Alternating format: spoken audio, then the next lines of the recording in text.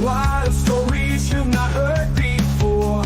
Echoes through the air, they roar. Unleash the beast, let your spirit soar. Fists in the air, the crowds ablaze. Moments that seal the mundane taste. No fear, no hold in this maze. Reach the peak of these wild days. It lives, Friday night lives. You die, but Friday night lives. Hosted by Deadbeat Radio. Stuntman Marq and RamboRaph.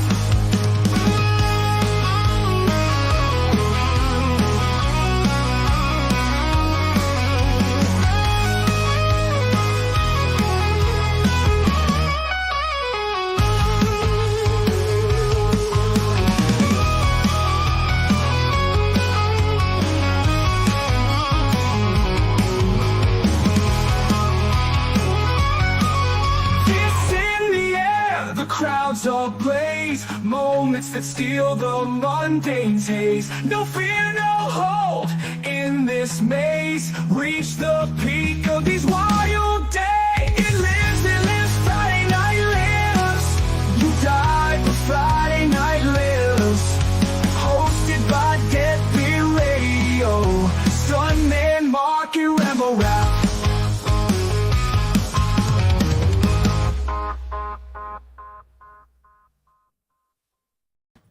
What's up, bulls? It's Friday night and time for another edition of Friday Night Lives. Always remember that everyone dies, but Friday Night lives. And with me, as always, Stuntman Marq and RamboRaph to usher in one of the greatest decades for films ever. As I look at these years that we're going to be talking about, like this is one of the hardest lists that I've had to ever make. The 90s, and in this case, the early 90s. So from 1990 to 1994. So what did you guys think when you looked at these movies from these early years of the 90s? I knew it was going to be tough. I just had a feeling. Just there's so many great movies in the 90s. Yeah. I think 93 might be the year that about broke me. Like I had like 30 movies that year, and I was just like, there's no way I'm going to be able to figure this out. I did, though. I did my best. Very nostalgic. This is the era I got into movies. By the time I'm 7 years old, I'm understanding what movies are, and by that time it's 1990. So whether these films come into theater or soon to VHS, this is definitely a very, very nostalgic time for me. So it was a lot of fun looking through what all came out and making this list. Yeah, I didn't remember a lot of these movies. Like, well, that, I mean, I remembered them, but they just didn't. Like going back, it was like it brought back a lot of memories of like all of these kind of wacky comedies and stuff that came out in the early 90s too. It seemed to be like that. This time period was a big time period for like comedies. So I'm not sure what was going on exactly, but you could definitely see a huge shift from the 80s into the early 90s when you look at these movies. Like the tone of the movies and like how they were completely different to me. Oh yeah, I mean, especially violence wise, the action movies. Oh my god, like this was a great time for action movies. Really, just cinema in general. Like I'm looking at my list, and I have, as usual, about 30 movies or so for each year, and it was tough, man. I mean, there's so many on here. Like so many I wanted to put in top 5, but you can only do 5. But yeah, I'm pretty sure, at least for me and Rambo, one of these years we'll probably have like the same top 5. But maybe. Let's see. Yeah. I like the fact though that we're always pretty consistently different on our choices. Yeah. Like somehow or another, we always seem to like pick, except for maybe a couple number ones. Some of them are so obvious that it's like you can't get away from it. And there was maybe one in this series of films. So I'll lay down the ground rules real quick for the people that have maybe never watched this before. Like we each pick 5 films that we consider our top 5 films from each year. So we start with 1990. We go, year by year, 91, 92, and we're going to end at 94. And we all pick 5 films. We all talk about why we picked them, and just kind of move on from year to year. And hopefully, we get through this before 2 o'clock tonight. I don't know if we will or not. That's just a hope. I think one of y'all brought up like we need to extend it to 10 films. I'm like, buddy, it'd be 6 o'clock in the morning before we got done. Was that Yeah, guy? I mean, yeah, it was. I mean, again, there's just so much. Like it's really hard to narrow down like a top 5. But yeah, I love it though. I love the idea of like trying to narrow it down, because like Yeah, you that's really what got makes to it fun. sit there and think like, what is it Mhm. about that movie that you like, and like, would you continue to watch it to this day? There's a lot of factors that go into these lists. Oh yeah. So other than the ground rules and things like that, we will, like I said, like we'll each pick 5 of the movies, and it'll be like one person will pick 5, the other person will pick 5, the other person will pick 5 until we get through it. But the 90s is, I don't know, man, it's stacked full of great movies. I don't think we're going to do the 2000s, but if we did the 2000s, I feel like you would see a significant drop from the 80s and 90s. Yeah, I mean, I think we should. Like, why not? You know. Well, if we do the 2000s, I'd just do like all the 2000s. Because, like, if we can find like fucking 10 movies in all of the 2000s to like that we put in the top 10 list, it's not that bad. I'm just kidding. But yeah, I guess like we can get started. Let's mix it up this time. So I know Mark starts usually. No, I do. Rambo. Oh, Matt Rambo. starts usually. Okay. I'm So- always in the middle. All right, let's fucking mix it up. Mark, you start, and then I'll go, and then Rambo will end. Are we still doing 3 honorable mentions? Just You can 3? do as many honorable mentions as you want to, I feel like. Just not But- 10. Yeah, but I mean, 3 is usually what we go with. Okay. Before I start, are we going to do any shout outs to the chat, or should I just go? No, fuck the chat. No, I'm just kidding around. We got like a ton of people in here, so I promise you I'm just kidding when I say fuck the chat. I would never willingly do that to our audience. Adrian James is in here. Gorfian is new. Gorfian, is that how you would say that? I think so. Mozart's Ghost, Saturn Video. Good to have you all. Scotty Lovern. Irish Michael Myers is in here. Jeez. Oh, I bet that's a hell of a thing. Must Not hate the sure shit how out of exactly Leprechaun. that would go, but yeah. Get the leprechaun's which- ass from me, please. Witch Hunter 1750 Films, Tape Rot Video, Antonio's in here, and Antonis, I should say, a Tenchi fan. Raphael Manigatillo. Let's see, Dante 22. Bobby's in here. Always like to Yo, see Bobby Bobby. being in here. Bubba. Always like having Scratch in here as well. Not the devil, but the actual person.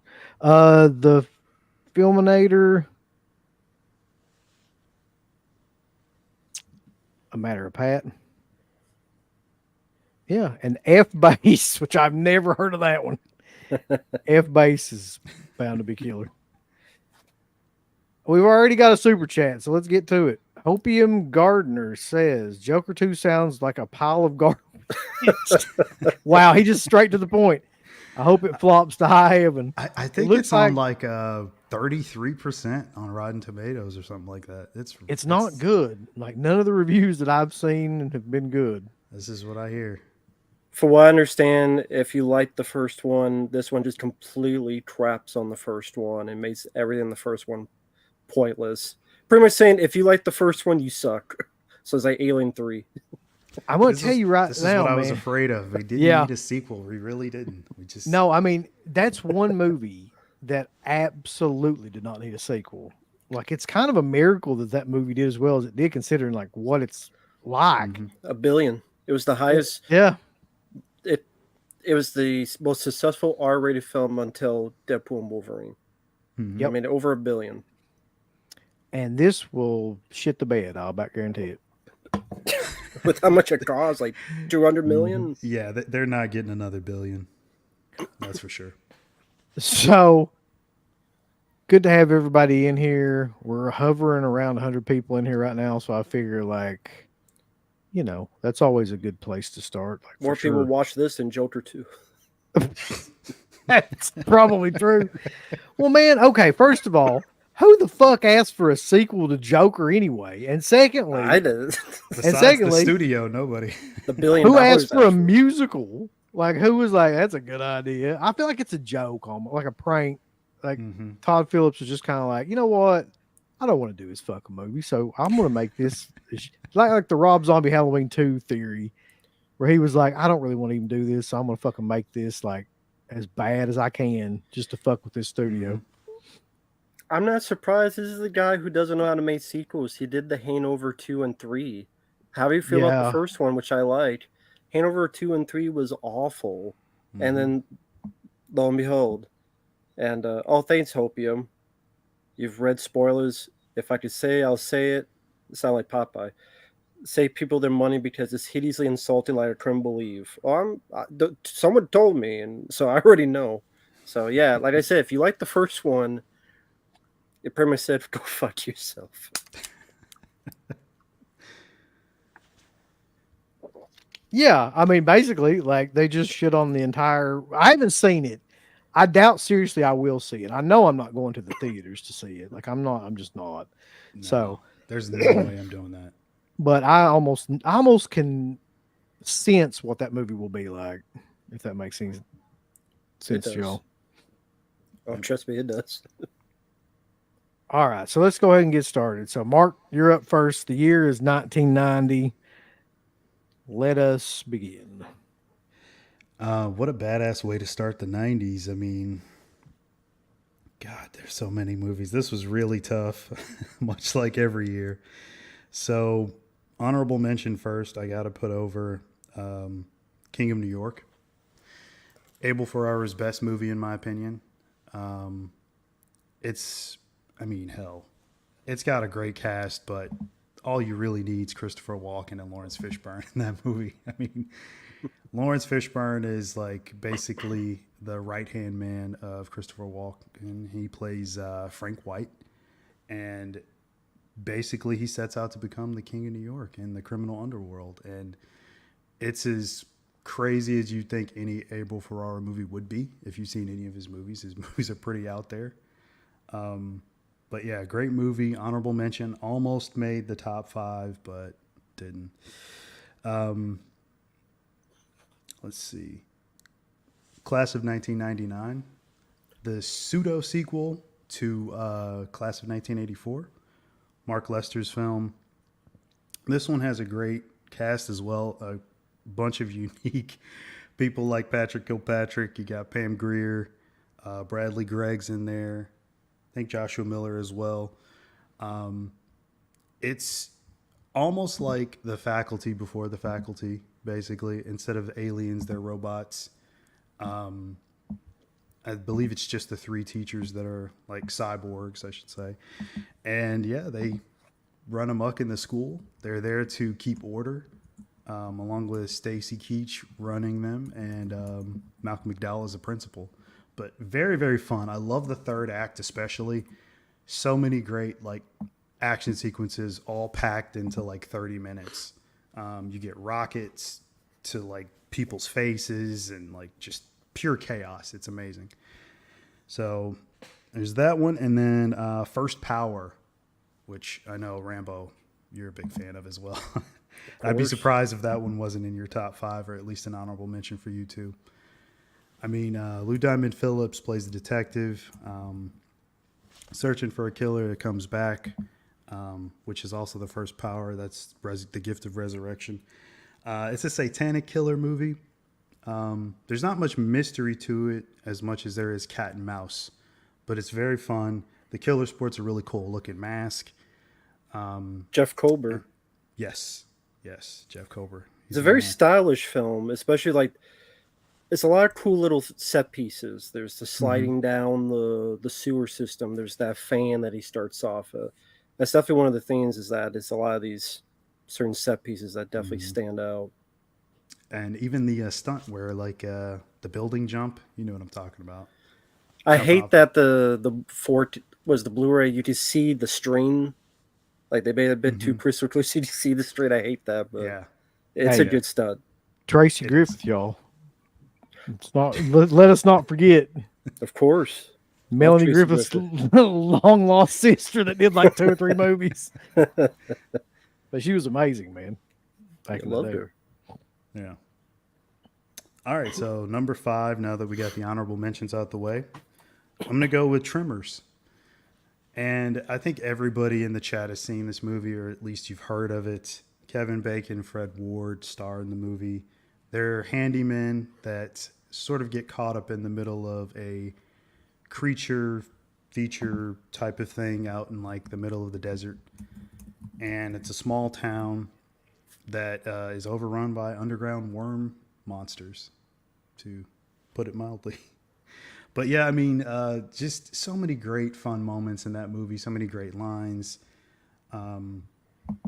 Just the characters, I love it. Like it's one of those movies that I just grew up watching all the time, and it still has a ton of replay value. The sequel is very worthy of your time for anybody that might be interested. Part 2. I don't know about the other ones. I'll leave that up to you guys. But yeah, 1 and 2 are where it's at for sure. That movie taught me one very important thing, though, Mark, which is What's that rebook and act. Just out of nowhere, nobody knew anything about, like, her being able to act or anything. And she kills it in that movie. She really does. And then she's never back again. Is she? She never shows back up except that one movie. No, she's only in the first one. Yep. I believe like they may mention her briefly in the second one, but her and Michael Gross, those characters separated. Yeah, that's right. Little fucking mealworm. Sorry. But yeah, some really cool practical effects. I'm pretty sure that one might have been on the cover of like an old Fango magazine back in the day. But anyway, that's Tremors. That's my number 5. Number 4, I got to go with Total Recall. Another staple of my childhood. That one, I think the last show I called him the Squib King, and he totally is. Paul Verhoeven is just, he's the best. I mean, the man can do no wrong. There was a period there, I would say, from like 87 to like, I guess maybe 2000. Even Showgirls? Movies. Showgirls has something there, but it's not quite on the level. That might be the exception. Has some titties. Oh yeah, that's why you like. Well, yeah, I mean, yeah. But yeah, you love that grape scene where it's like she'd be electrocuted while she's like having the sex in the tub or something. That's such a bizarre performance. It is. I don't know what the hell that was. It's almost like she was on all the drugs at one time. It's just like giving a performance based on that. Yeah, she's going in and out of like heroin to cocaine to like whatever. I think I heard that like she was directed that way, possibly. Oh yeah, by Paul Verhoeven. Yeah. Okay, so that is true. Okay, that's why she's having sex, but it's like she's being electrocuted. With Kyle MacLachlan, like there's the one scene too where they ask her like where she's from, and she freaks out. Yeah. It's like what? Yeah, but yeah, that one's odd. Yeah, very odd film. Total Recall, though, man. The first thing I think of when you said Total Recall, and that's what made me laugh, was 2 weeks.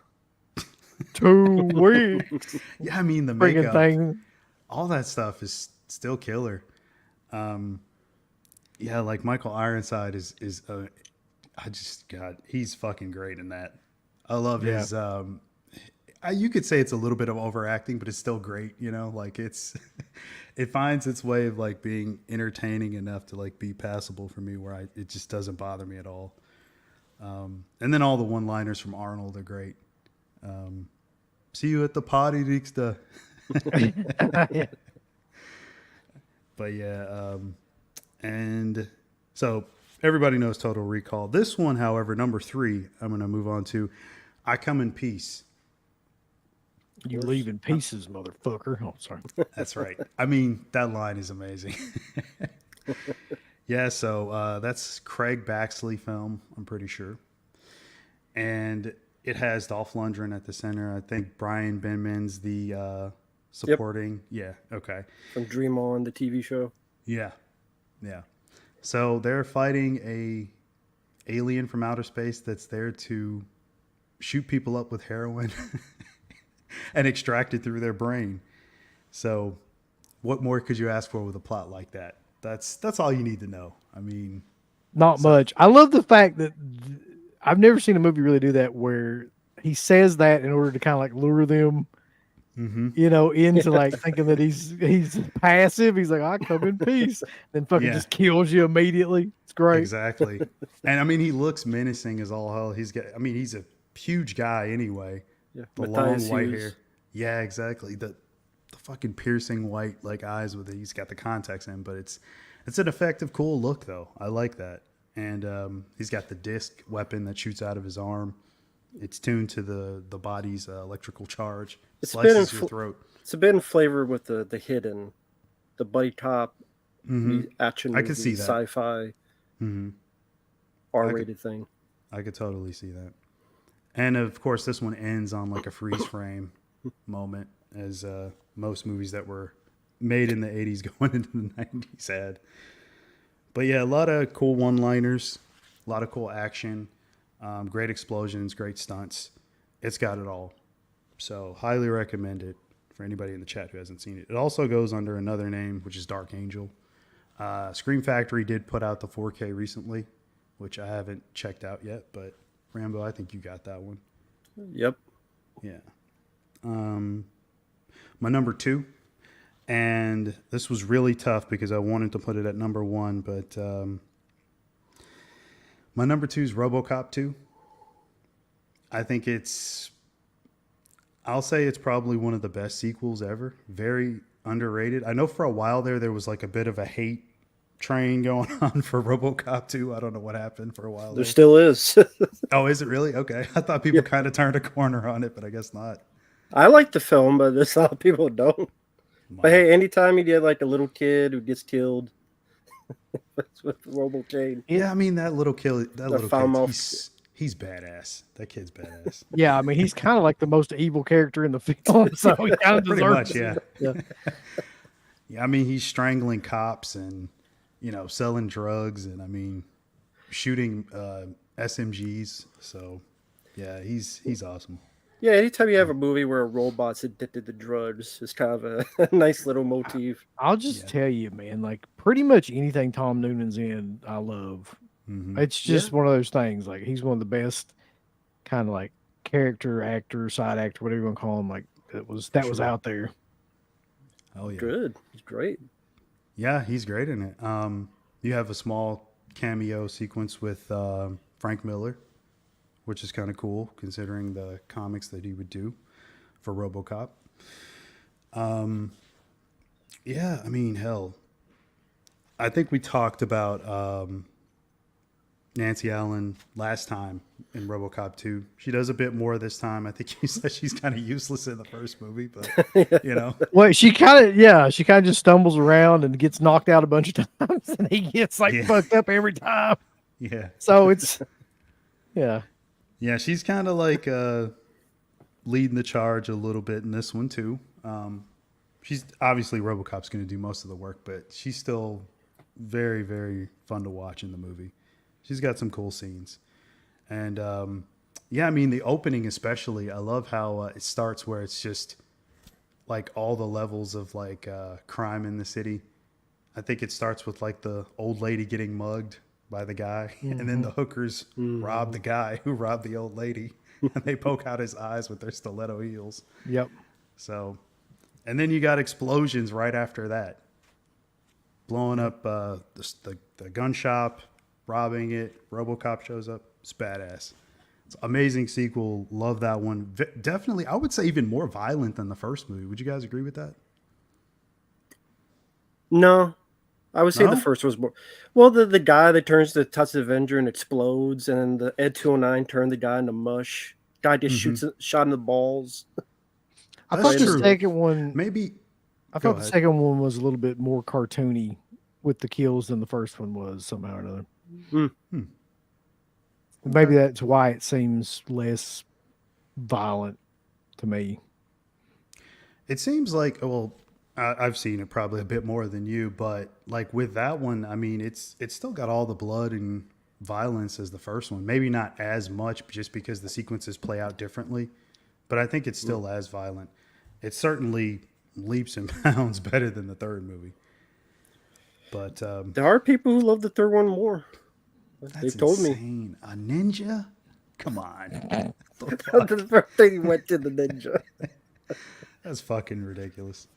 Anyway, Hey, that guy lost his mind. I know he did the Monster Squad, but he lost his fucking mind. Like he said in the RoboCop 3 making of, if he did RoboCop 3 today, the whole OCP building would turn into a transformer. I do If he remember did the that. movie Yeah. today. That's right. I mean, that makes perfect sense to me. And he wrote that the Predator with the autism being the superpower for the Predator. This is Yeah. great job, buddy. Yeah, lost away. Yeah. But Yeah, my Fred number Decker one, is sorry. I was just gonna say Fred Decker's never been right since the Monster Squad bombed. that's He really hasn't. Like he kind of lost his mind after that. that's kind of like a whole episode into itself. Like, Yeah. what the hell happened to Fred Decker? But A lot. yeah, apparently. Number one, Predator 2, no surprise. I mean, where do I even start? I mean, I guess if anybody does have any issues with it, and he's got the Danny Glover action figure. There you go. Go ahead. He wants to listen, Mark. Yeah. He wants to hear what you gotta say. Like I've said before, it's just like having Murtaugh from Lethal Weapon in there fighting the Predator, only he's dialed up just a bit more. He's got to answer to Gary Busey instead of fighting Gary Busey like he did in Lethal Weapon. And I wish Robert Davi was in it more. I know he's in it briefly. That's if I have any gripes with it, it's probably that because I'm a big Robert Davi fan. But yeah, still very effective sequel. Far cry from the first movie for sure, but it's got all the right beats and great action sequences and set pieces for me that I can't help but love the movie.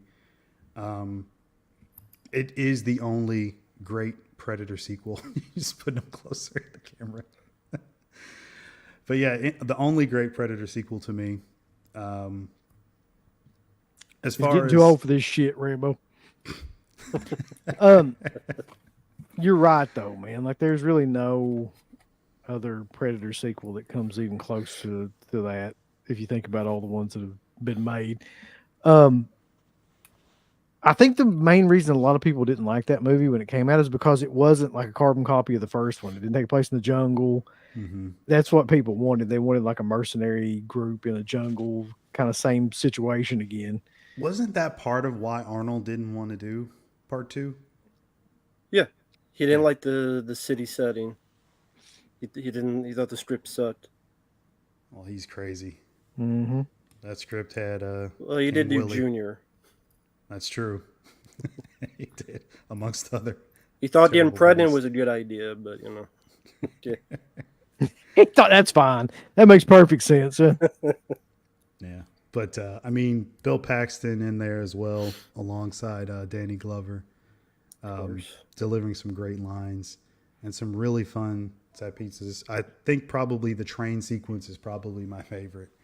I mean, that whole thing, all the shooting, the chaos from all the characters, just epic stuff.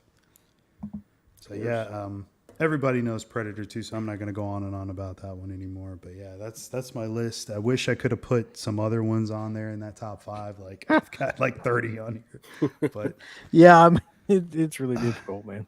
very, very difficult. People have no idea. Okay, pussy face, it's your move. Yeah. It's a great line. It feels like cutting off my dick. You shove it up my ass. How's your balls? Good, how's yours? Anyway, I guess I will go. Honorable mentions will go to for 1990. We'll go to Crybaby, Johnny Depp. I love that movie. That's such a weird movie, man. Like exists It almost is. completely unto itself. It's just one of those movies that's not like anything else in that time period. So I don't know how to really describe it. It's like a 50s um like those 50s exploitation movies that they made, except Mm-hmm. you know, set in the 90s. So all the characters in it are amazing. Hatchet Face, Crybaby, the Tracy Lord's character, they're all, I forget her name, but yeah. Wanda. Um yeah. So another honorable mention. I wanted to put this on the list, and I went back and forth with this like 50 times about trying to put this on the list, but I didn't. Maybe I should have. Gremlins 2. Uh Quite possibly the best sequel um of any comedy horror film for sure. And like they took that premise, and instead of making a straight up sequel, they just made fun of Gremlins the entire time, which was a great idea in hindsight. They took all the Gremlin characters and then made them super like roided up versions of themselves in the first one. Like there's the one that had vegetables and shit all over his face. There's the one that was the genius. There was the, Gremlin Jackie, we used to The call her. Giants. Yeah. The one that looked like Jackie from WWF. Like there was there was the goofy one, the bat one, like and they made fun of like all of the horrible dialogue they had in the first movie about like Phoebe Cates is making fun of the holiday thing where she hates Christmas in the first one. I think she hates President's Day or something in Gremlins 2. It's something like that. It was just amazing. Yeah. I kind of want to put that on this fucking top 5 now that I think about it, but I'm not going to. I mean, it's your list. You do whatever you want. Go for Okay. it. Another honorable mention is The Exorcist 3. That came like one friggin' hair of making this list. But there's another film that, if I'm being perfectly honest, I watch like 1,000 times more than Exorcist 3. It's not a good film. It's not nearly like anywhere near the best film on this list, even of the honorable mentions. But there's something about it that is just outstanding to me. And I guess I could just start with it. It's my number 5, Troll 2. So Troll 2 is widely considered the worst film ever made, or it was for a long time before like a couple of different movies came along that might have taken its place. I think it's possibly the most watchable film ever. Like it's got a mixture of unintentional humor, horrible effects, some of the funniest fucking dialogue that doesn't make any sense ever. And I so you can't make movies like this intentionally. People have tried to make movies like this, and the key to this is everybody in this film thinks they're making a good movie. They Mm-hmm. think that they're doing their best to make something that they actually think is going to work. That's how movies like this Yeah. become as iconic as they are. Like, thank God he never did the sequel because Yeah. around that time when is it Best Worst Movie? That's the documentary, right? Yeah. Yeah. Yeah. So he was talking about doing Troll 2 Part 2. And I'm like, don't. You Just, can't. you can't You recreate that. No. It's Because No. once you realize that what you're trying to do, it will never Mhm. work. You Exactly. can't make that kind of stuff work. It just has to like be organic. Like it has to, like I said, everybody has to think they're just making like a regular movie. Like The Room is Yeah. a good example of that too. They think they're making, or he at least, Tommy thought he was making like a real movie, Yeah. and He it's thought it just was some of amazing. the funniest shit ever. Um, but I could quote you every probably line of dialogue in that movie, from "You can't piss on hospitality," "I won't allow it," which is great, to "Oh my God, they're eating him, they're gonna eat me." Like, I mean, there's 1,000 line, pretty much everything anybody says in that movie is hilarious. So unintentionally hilarious. Anyway, um, if you haven't seen it, and I can't imagine that many people haven't seen it, then you should watch it right now. I mean, it's like a cult film at this point, and it's a film I've watched 1,000 times. Um, my number 4 is Jacob's Ladder. I can't think of many films ever that are made like that. Although I did watch a film that wasn't like it, but gave me the same type of feeling. I watched recently The Sentinel, and Mhm. it's got like some of the same nightmarish quality kind of imagery in it that, and just non sequitur kind of stuff happens like all throughout it, and it just creeps you out. And that's the way it is with Jacob's Ladder. Like you don't really know what is happening, what's reality, what's fantasy. That whole sequence where I think he's dancing with the woman, and that fucking tail thing comes up, and like, In yeah, the club, it's yeah. yeah, it's just like what is going on, like, and you never really do figure out what exactly is going on, like, um, but yeah, a lot of people have made a lot of out of that movie. A lot of theories about that movie exist about what it's about, especially considering that it's centering around Vietnam and things like that as well. Um, but overall, I just like it because it's so out there that I enjoy movies that take chances like that and that don't really make linear sense in a lot of ways, but have some of the really great creepy imagery that makes it one of the most memorable movies of the 90s, really. Fully agree. Um, I think this might be cheating, but I'm just going to tell you that I'm going to put it on this list anyway because it's not necessarily a movie. It's a mini series. It's We'll it. allow it. My number 3 is It. So Nice. when I was a Solid. kid, when that came out, like I watched that over and over and over again. That's probably partially what's wrong with me. Uh, I thought it to me. A lot of people will probably balk at this, but to me, like the kid actors were as good as like Stand By Me. Yeah. I like them as much as I did the kids in that movie. Maybe some of them like a little bit more even. I thought it had like a great cast of kids. They cast that perfectly. Now when it gets to the adults, it gets a little bit fucking choppy. It's gonna say the same thing. It's they're better Yeah. than the adults for sure. But I don't think that absolutely kills the movie. The what would kill it is the ending, but I think you're talking about like 5 minutes of the Yeah. film. And the other however long that movie is or that series is like is outstanding. Man, like, you think about all of the things that happen in that movie, all of the scares that happen in that movie. There's the one where he's in the drain and he just takes his hands and like parts the drain, and that's done so well. It's like claymation, clear, but it's like done so well that it's awesome. And he pops up through there, and the scene where his dad comes up out of the lake and he's holding the balloon and he progressively like changes into the clown. Like, man, that scared the shit out of me. It still kind of freaks me out when I watch it. Like, there's so many good and everybody knows the sewer scene and all that too. I think that actually the new version of it did that scene better because it just went all the way. Like it took that completely to the end of where you could go with it. But still, like there's so much. I think that by far Tim Curry is the best Pennywise. I just don't understand how anybody could think differently, but It damn sure ain't Skarsgård. So no. And let's see, my number 2, I've got to be honest. I've just got to be honest. Is Home Alone. Of course. Um, when going to the theater and seeing that, man, that movie was like a phenomenon, and it's a movie that I can watch anytime.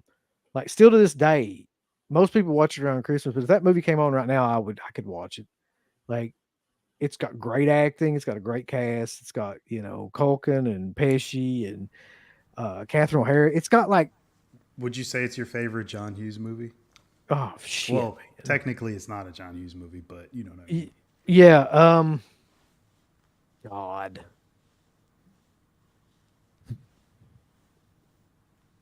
Breakfast Club, Planes, I was gonna Trains. I was gonna say Everything. like maybe I would say that. I don't know. Mhm. I mean that dude did like 10 movies that are all outstanding. So it's hard to narrow that down. but it's definitely would be in my top 3, I would say. Um, it's a great movie. You talk about nostalgia, man. When that movie came out, like everybody went to see that movie. Everybody loved that movie. Everybody wanted to be Macaulay Culkin. Everybody was setting traps and shit. Like that just became like a whole thing. Yeah. Um, and that's probably part of it too. But I think a lot of it's got to do with they cast the exact right person for that role. Hmm. Like you could not have picked anybody better to be that kid in that No. role. So yeah, my number 2, and then my number 1 is Goodfellas. I don't think I think I could. That's another movie I could watch any point in time. So close to putting that one on my list, but I think I it's just didn't. I think it's the best mafia movie. I like Mm-hmm. Godfather 1 and 2. I like shit like Carlito's Way. I like, name any of them and any kind of mobster, kind of mafia movie. But I think that Goodfellas is for my money like the best one. Easily. Mm-hmm. It's got you talk about a perfect cast. Like you got De Niro, you got Pesci, you got Ray Liotta, like, and they all work so well off each other. And you never for a second believe that any of that stuff's not happening. Like it seems like so natural what's going on in that movie and the way that they are inside those characters. Like they just inhabit that shit, man. Like I don't know how, but you really feel like you're watching mobsters do like mob shit. Like Yeah. it never feel. And I think a lot of that has to do with Pesci too. Like he's just so good Uh, in that movie. Yeah. Um, and scene after scene after scene that are memorable in that movie too. Mm-hmm. Where the scene where Pesci gets whacked, the opening sequence where he's like, ever since I can remember, I wanted to be a gangster, and that Mm-hmm. opens up the whole thing. And the sequence where they're walking through the bar, and it's like they're naming all the different characters, and it's like one shot, and they follow Mm-hmm. him all the way around. It's just everything about that movie, man. It's got the perfect tone, music. Of course, it's got great music because he's notorious for actually using soundtracks and things like that, and Mm-hmm. soundtrack music. I don't know. I can't think of a better movie like that. You get a little taste of that again from Pesci in Casino. Yeah. Obviously, it's not quite the same, but you get a little bit of it again. Yep. You do. I really don't know which one of those movies I like better now that I think about it. But I mean, they're basically the same type of movie. Mm-hmm. That's a tough one. That'll come back up later. But that's my list for 90. Good So stuff. let's see. If you guys want to drop your list in there, wait, I'm getting ahead of myself. I'm thinking I'm going last, but I ain't. Sorry about that. okay. I guess that would be my turn. Yes. So for the 3 honorable mentions, I have to put this on there because it's got close to the top 5, but this is to me literally one of the most underrated action comedies. The guy then get into the hottest clubs and into the hottest chicks. The Adventures of Ford Fairlane. Easily, I think one of the most underrated films out there. That Andrew Dice Clay is so fucking hilarious in that movie. Like every line, like, what's the definition of vagina? A box of penis comes in. What are your names? Neil and Bob, or is that like what you do? Don't worry, if you fall, I'll make it. Yeah. I love Dice. Yeah. It's like when he's talking to the tourists, like, we're from Wisconsin. They're like, well, yeah, and I'm from my dad's penis. No, get the hell out of here. Just everything about that. It's such a fantastic parody. Like, people don't understand, like, that is a perfect parody of action films where everything blows up, including the house blows up, then he gets his car, and then that blows up, and it's just how everything blows up. How you have the friend who dies, only it's the damn koala bear that he got as a gift as Hun. The batteries came and Hun the koala bear. The out of the blue happy ending, we're on the cruise ship, and he's like, you didn't think we killed the fucking koala bear, did you? To the villain who won't die, which Robert England is hilarious in that. he keeps killing him, TV on his head, but he will not die.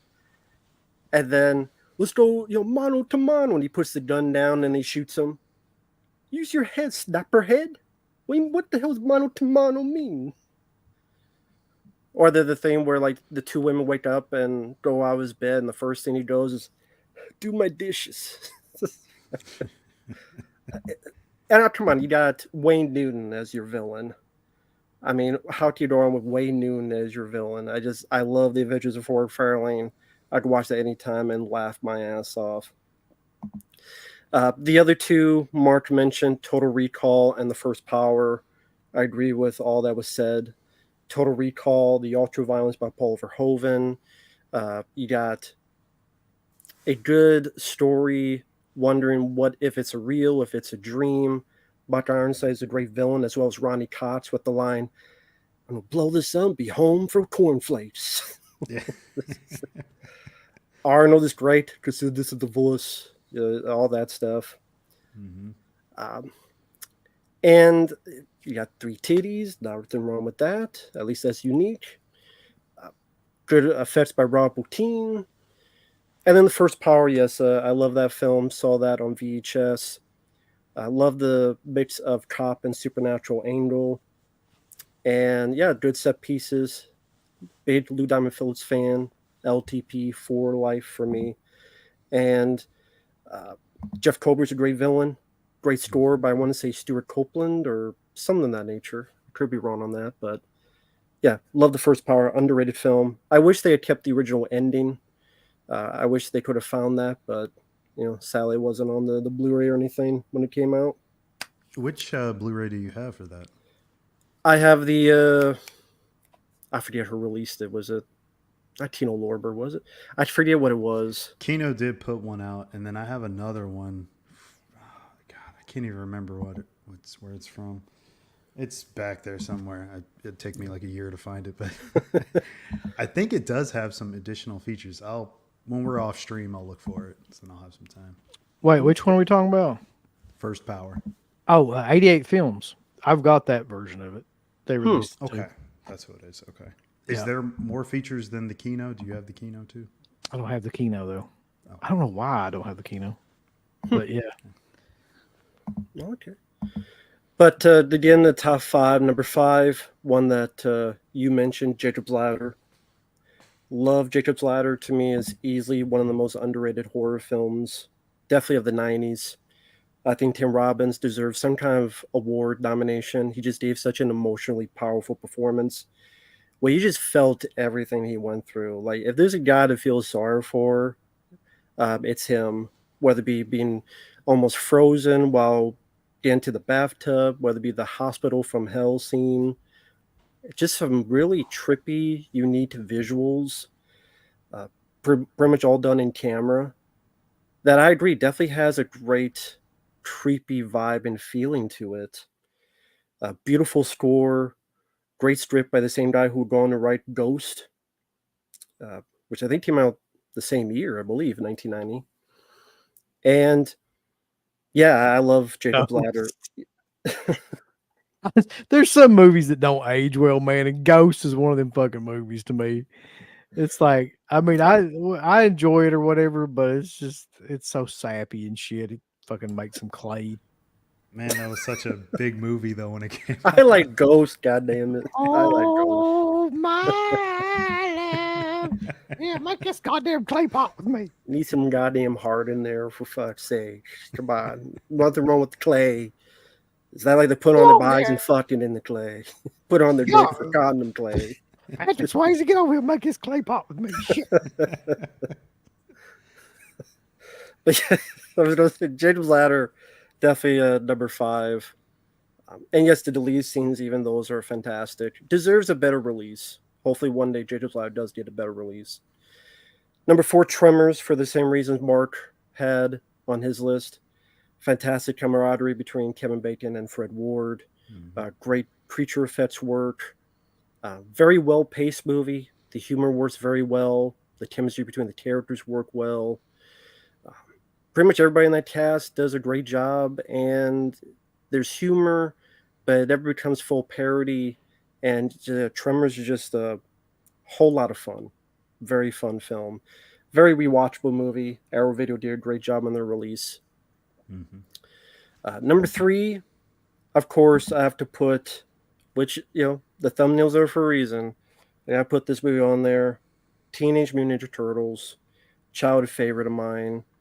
Part of my username, why I'm called that way, because of my love for those characters. I grew up with it, just like some people grew up with He-Man.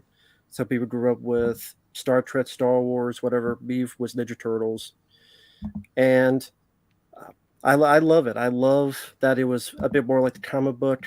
It was still a kid's film, but you're kind of surprised by how, for a kid's film, they went a bit darker. Yeah, the father family ties. Michael Gross is great. Tremors. He's the only good thing in some of those sequels, man. I'll tell you, 3 and 4, like he's the only thing worth the shit. Even Yeah, he said that those movies weren't great. well, he's right.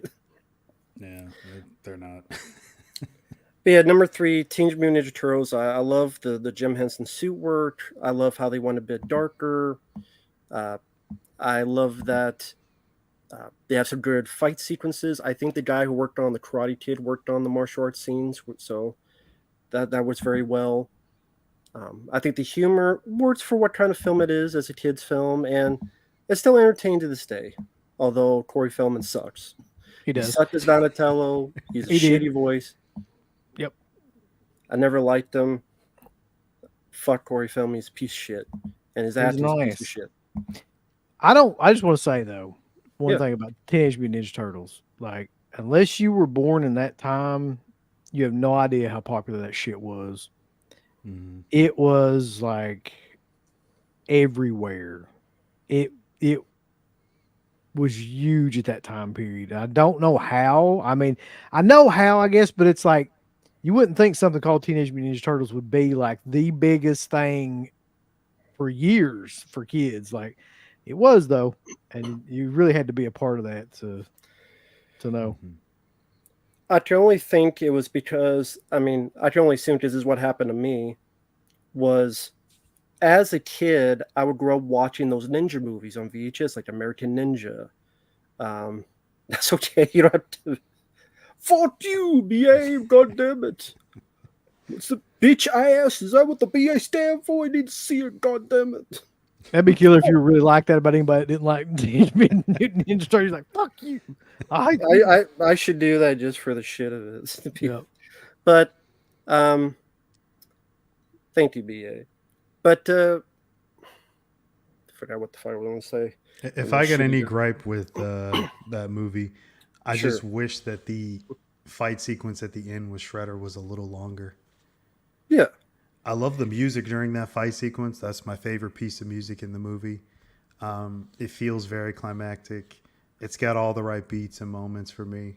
Love watching that scene, but I just wish it was a little longer. Well, yeah.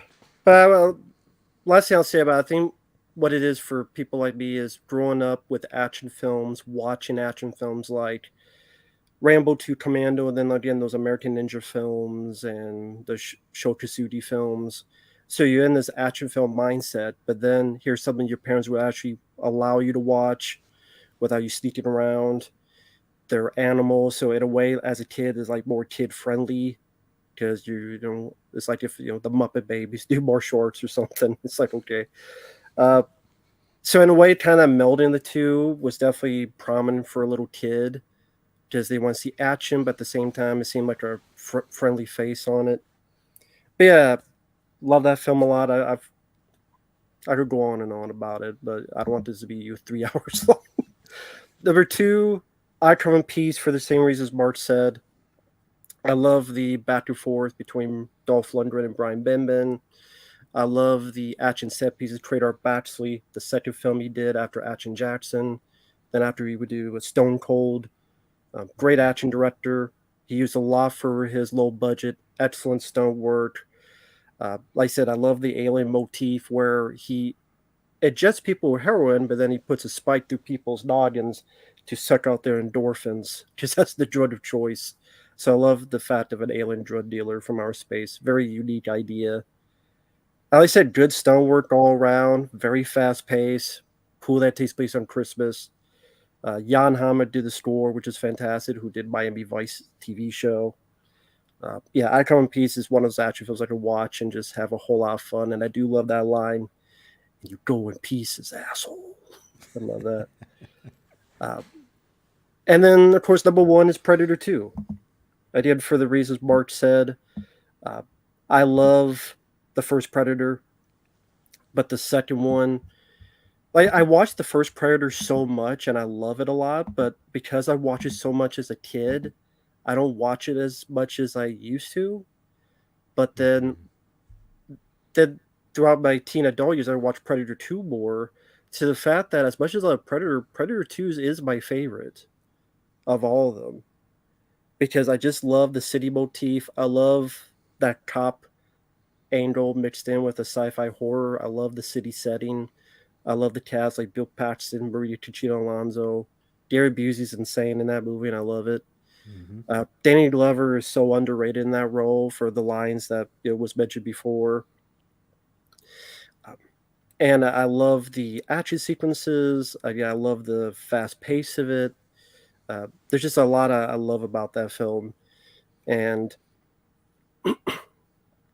even with the little bit of the Predator, where if you watch the film, it has like a personal grudge against Danny Glover. I thought that was a nice added bit where it like take the necklace and in the cemetery like personally mess with and hunt Danny Glover. I thought that was a really cool addition. So all those little things really added. So like you said, it wasn't a carbon copy sequel, which people got mad about that. But I'm like, isn't that what you want? But people were mad that Arnold wasn't in it. But if Arnold was in it, it would have been just the same movie. And I'm like, he did Total Recall, which was great, and then Danny Glover did this, which I thought was great. So I thought it worked out for the best on both of them. So Yeah, I mean, like you said, it feels different. I mean, it is different. I like the jungle setting, and it's cool that Arnold's the big badass, muscled out mercenary. That's cool. But I also like the street cop aspect. Yeah. Like that's just as cool to me, just albeit different, you know. So and for anybody that wanted to shit on Stephen Hopkins, this is definitely one of his best. I mean, for all the hate you might give him for what is it, Dream Child that he did, watch Predator 2. There you go. yeah, or Judgment Night. Or Judgment. Judgment Night's amazing. Yeah. Oh yeah. So here's some picks from the chat. Total Recall, I Come in Peace, House Party, Goodfellas, RoboCop 2, Nice. House Party. Everybody loved that movie. Let's see, Goodfellas, Miller's Crossing, Darkman, Mr. Frost, Gremlins 2, The New Batch, Nightbreed, Trimmers, Jacob's Ladder. Yep. What else we got here, ladies and gentlemen? Come on. There's got to be some more fuckers in the chat that have got some stuff posted. Surely. Oh, here we go. Honorable mentions. Yeah, RoboCop, Days of Thunder, Problem Child, Darkman, King of New York. Everybody drop their you linen and stop you grinning. What's your top 5 1990? God damn it. Home Alone, Predator, Total Recall. Wait, Predator 2, sorry. Total Recall, Goodfellas, and Child's Play 2. Honorable mentions Tremors, TMNT, and Lionheart. Nice Lionheart. I thought Lionheart was 91. I don't know, man. Like sometimes these things, I can never really tell what the year is. Yeah. Yeah, I think I have it on here for 90. Home Alone, Look Who's Talking. Was Look Who's Talking? There's another one. I don't know if it was 90. Like I said, we talked about that last time. Teenage Mutant Ninja Turtles, Die Hard 2, and Predator 2. Of course, I love Die Hard 2. Love that one. Yeah, man. What the hell are you thinking? I Come in Peace, Darkman, Teenage Mutant Ninja Turtles, Predator 2, Tremors, Total Recall, RoboCop, RoboCop 2, and Home Alone. Yep. Okay. Jacob's Ladder, Die Hard 2, Hunt for Red October, La Femme Nikita, and Mountains of the Moon. Loves La Femme Nikita, though, yeah. Wasn't there a movie like Point of No Return or something like that that was kind of a rip off of that? It was a Fonda remake. was- It was Yeah. a remake, American remake. Bridget Fonda, I believe. Mm-hmm. Holy shit! Hard to Kill, Yeah. I Come in Peace, Predator, Death Warrant, and Total Recall. I like all those All right. choices. So me too. I'm gonna put it to you this way: it took us an hour to get through 1 year. We're gonna have to speed this shit up. 1991. Wow, I Let's had go. no idea. I didn't tried even to know we speed it were at up. an hour. I tried to speed it up. Let's go. I ain't even gonna say shit. I'm just gonna go through the movies and maybe say a couple things. Should we not do honorable mentions, maybe, or We'll just go through them, Mark. Just Yeah. go, yeah, just go through the honorable Okay. mentions, but maybe not give any detail about them, and then okay? we'll get to- Toy Soldiers was an honorable mention for 91. Showdown in Little Tokyo and Silence of the Lambs. But yeah, enough said about those. Number 5, Cape Fear. Probably such a good movie, man. It's Yeah. such a good movie. probably one of my favorite Scorsese's. Might be in my top 5 Scorsese. De Niro is just fantastic in it.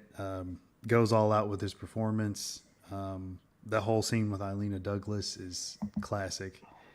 Where he ends up biting her. For any of you guys that might not have seen it, that's what happens. But again, I'm trying not to go too much detail because we got to go quick. Nick Nolte, solid remake. One of my favorites, though, from Scorsese, as I already said. So I'm going to go on to number 4. This one might surprise some people. I was almost not going to put this on the list, but I couldn't think of anything else that was as fun to watch around this time that had to do with this kind of subject matter. So I just threw it on there. Number 4, New Jack City. I thought about putting that on there, man. That was a killer movie. Yeah. Yeah. What was his name? Nino Brown, I think. Yes. Yeah. Yeah. That's the snot. It's Mario Van Peebles, Judd Nelson, Ice-T, Wesley Snipes. Who am I forgetting? Chris Rock is a. Chris Rock. He said That's Chris right. Rock. Getting Chris Rock like a crackhead in it. That Yes, like, he is. Yeah. Yeah. Yes, I mean it's basically the crack epidemic that was going on in the early '90s. Wesley Snipes is a crack kingpin, takes over a major city project, has a tons of workers like working for him. Ice-T and Judd Nelson team up to take him down, and they send in Chris Rock after he gets clean to sort of infiltrate the whole thing. And it's quite a few really cool shootout sequences in it, and very violent movie though. But man, I mean, it's got everything you want if you like those types of crime movies. There's Especially- one. Yeah. Oh, sorry. Go ahead, man. Go ahead. I was just gonna say there's one that I'm wondering if it makes your list. Just knowing you like I do, I wonder if this movie is on there. I'm just really curious. Okay. You talking about Cool as Ice? yeah, that's exactly what I'm talking about. That's on Rambo's list. No, definitely not. Number 3, Point Break. I had to put that on there. I grew up with Point Break. I know, Rambo. I know. For fuck's sake. I had to. Wait, you don't like Point Break? I feel fucking Me and him have gone back and forth What the over this on fuck? his channel a million What is times. good Wow. about the movie? I don't give a What's shit. not good about Everything it? is good Oh my about the movie. God. What's not? Yeah. Keanu sucks. I don't No, give a he shit about doesn't. surfing. What? I am an FBI agent. what the shit is? It's Is this some sort of alternate universe? or If you love something? surfing, all this is a bunch of fucking surfing. Fast and Furious was even better than that. And it was the same plot. Blasphemy. I am at a loss. I am just. What's good about it? I don't All know. the- all Anthony the Kiedis action. getting his ass kicked. I was gonna say all the action scenes, everything. Gary I don't- Busey great. ordering like. All I remember is hoagies. surfing. A lot of surfing. Gary Busey is a cop in it. He's Keanu Reeves' partner. How could you not?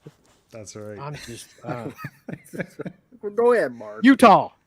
2. Yeah, give me 2. Sorry. Give me 2. 2 pieces of shit. Damn it. Oh, since this is kind of a controversial one, at least for Rambo, chat, chime in. What do you guys think of Point Break? Don't give a fuck. I just want to see if me and Uncle Bill Go are ahead and tell crazy. me more. Why you like it. Yeah. Well, you guys know why I like it, but yeah, I mean, Point Break is awesome. I don't. That's why I asked. Oh, you know why I like it. All the action is great. I don't mind the surfing aspect. I don't think it's that much of a bore like you do. I know you've mentioned you hate the skydiving scene, which is literally like 3 minutes of the movie. It's not like it's the whole movie. I think it's great. I love the undercover aspect of it. And I mean, I'm a sucker for bank robbery movies anyway, especially if they're pulled off as fun as this one is, in my opinion. So I would watch Heat then for that. For bank yeah, robbery. I like Heat, but again, you can't watch Heat all the time. You got to mix it up a little bit. Here you go, man. You have to be high to enjoy the film, maybe. Fuck Point Break. It's a piece of shit.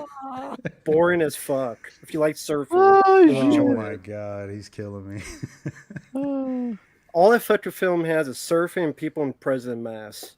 I wasn't aware that anybody didn't like Point Break. I just Me- thought that was a I given. I don't know. I never will understand the love for that film. I've Oh. watched it 3 times. It bores the shit out of me each time. That fucking ending where it's like, oh yeah, you killed all these people. I'll just let them go into the fucking ocean and ooh, boo hoo. I don't give a fuck. Shoot them in the face. You got your partner killed. He got you, Gary Busey, your partner killed. Oh, that's okay. I'll let him go to swim in the fucking ocean. Oh, Fuck Gary you. Busey got himself of killed shit. in that scene. 'cause Yeah. he He's a wasn't shitty covering his FBI own ass. agent, and I like Keanu Reeves, but he was a shitty actor in that movie. And I like I Keanu. He mean- fucking sucked in that film. But Lori Petty? I mean, any I don't watch In the Army now for Lori Gary Petty. Busey, Tank Girl. Anybody know? Patrick Swayze? No? Okay. Wow. I don't watch Ghost for Swayze. I He'll know watch you Ghost. will. will. I love that. Beautiful. You gotta have some heart, man. Have some heart. Go ahead, Mark. All right, we, This is why can- we fuck around and we wait. I know. It takes 2 hours to do this shit. But yeah, all right, I'm gonna move on from that one. Last Boy Scout, Here's the comment number of the 2. night right here. Oh my god. Well, there you go. Sorry. All right, Oh go ahead. god. Yeah, number 2, Last Boy Scout. I think it's my favorite Tony Scott movie. It's got some great sequences with Bruce Willis and Damon Wayans, who I think actually had some good chemistry together, despite anything that may or may not have went on set between the two of them. But yeah, it's a fun movie, really cool action sequences. I mean, that's kind of Tony Scott's signature. You want some solid action, you check out his stuff. You're probably not going to be disappointed at all. Yeah, so that's number 2. Everybody knows Last Boy Scout, so I'm not going An to actual dig into good that too action much. movie. Touch me again, I'll kill Unlike, you. unlike Point Break, it's an actual good action movie. Oh, come on. Shit. That's a movie worth the shit. Yeah. I love all the jokes in it, by the way. Those jokes still hold up. Swear to God. It's great.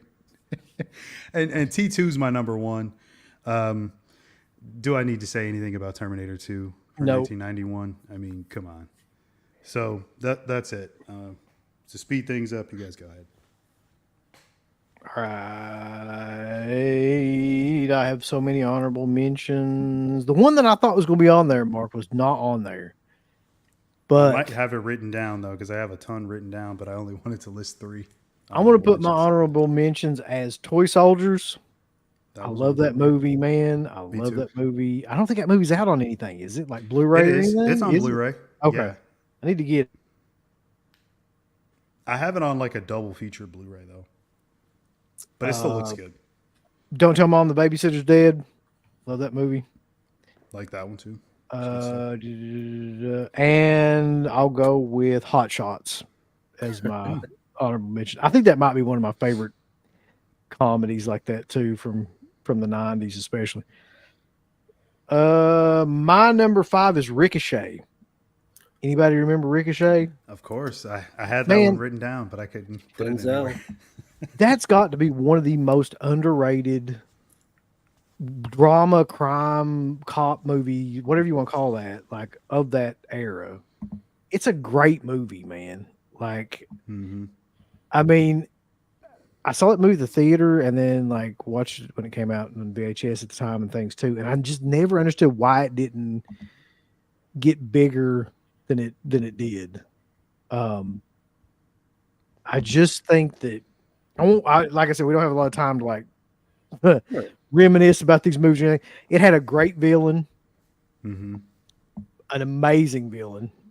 Now that I think about it, Yeah. Yeah, uh, John Lithgow is John amazing. Lithgow is absolutely insanely Lithgow good. makes that hooker give Denzel an STD. So Yeah, yeah. how could you not love that? I mean, everything about it is just like him fucking him over like throughout the whole movie and just Hmm. trying like get him in trouble in different ways.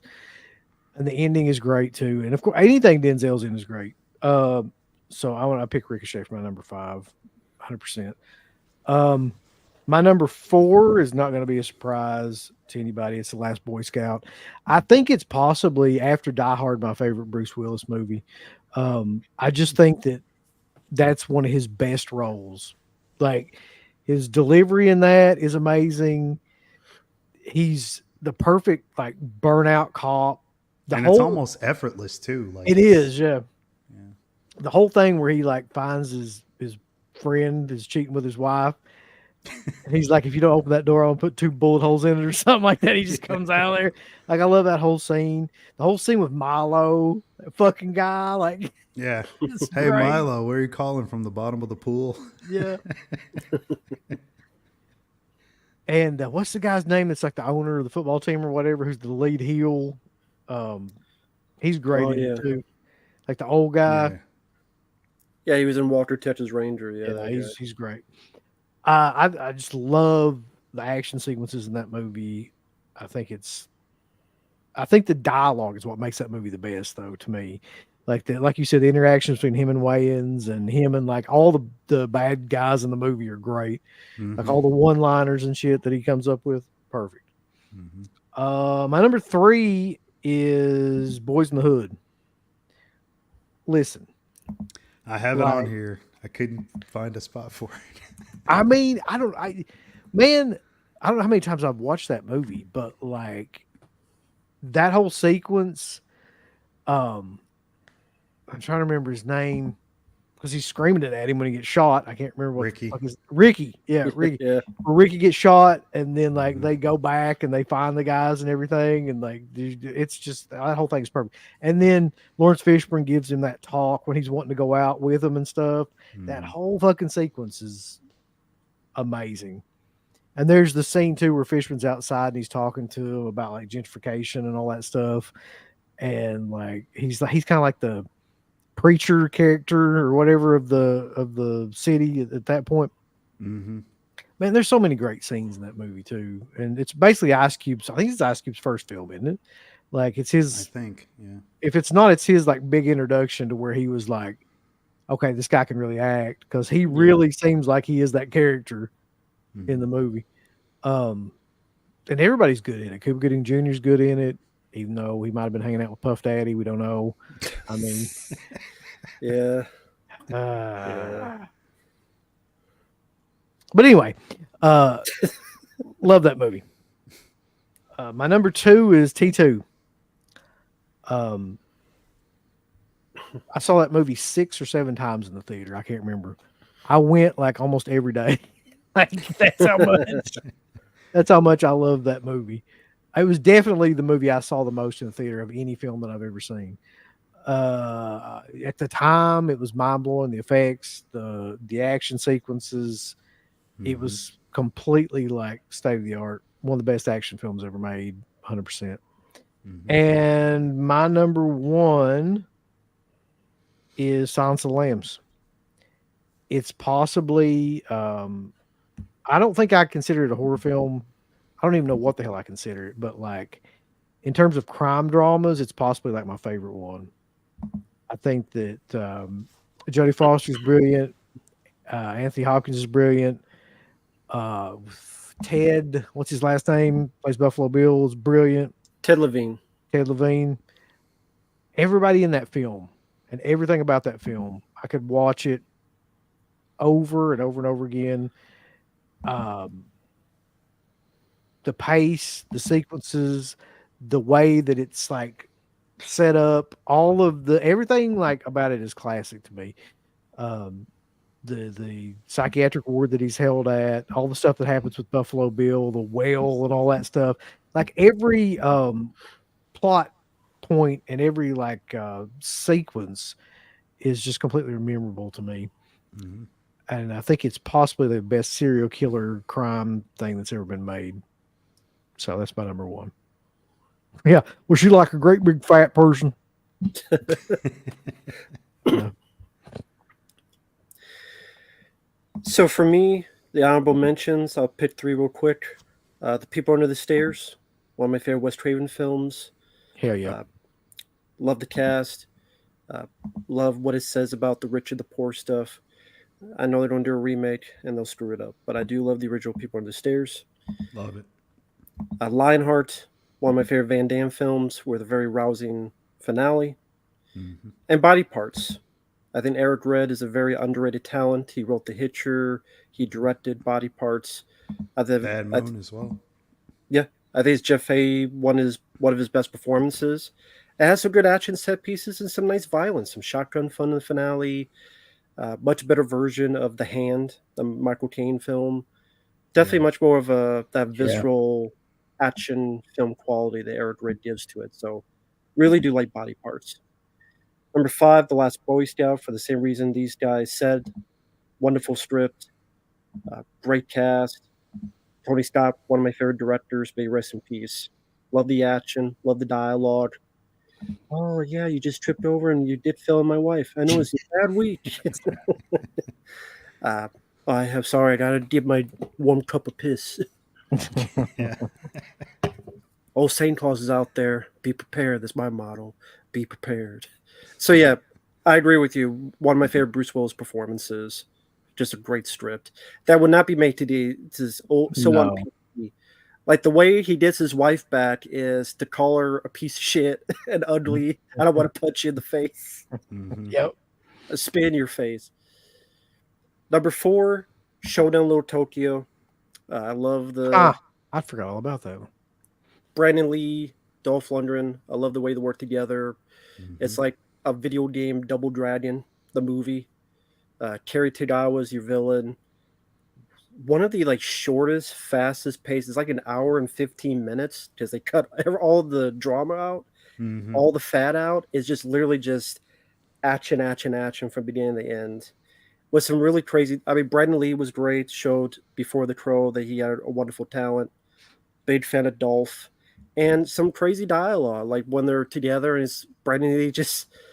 Yeah. Oh, Tia Carrera, you get to see her naked, which is a plus. And like he says the line, "You got the biggest dick I've seen on a man," and he's like, "Thanks." Yeah, I remember that.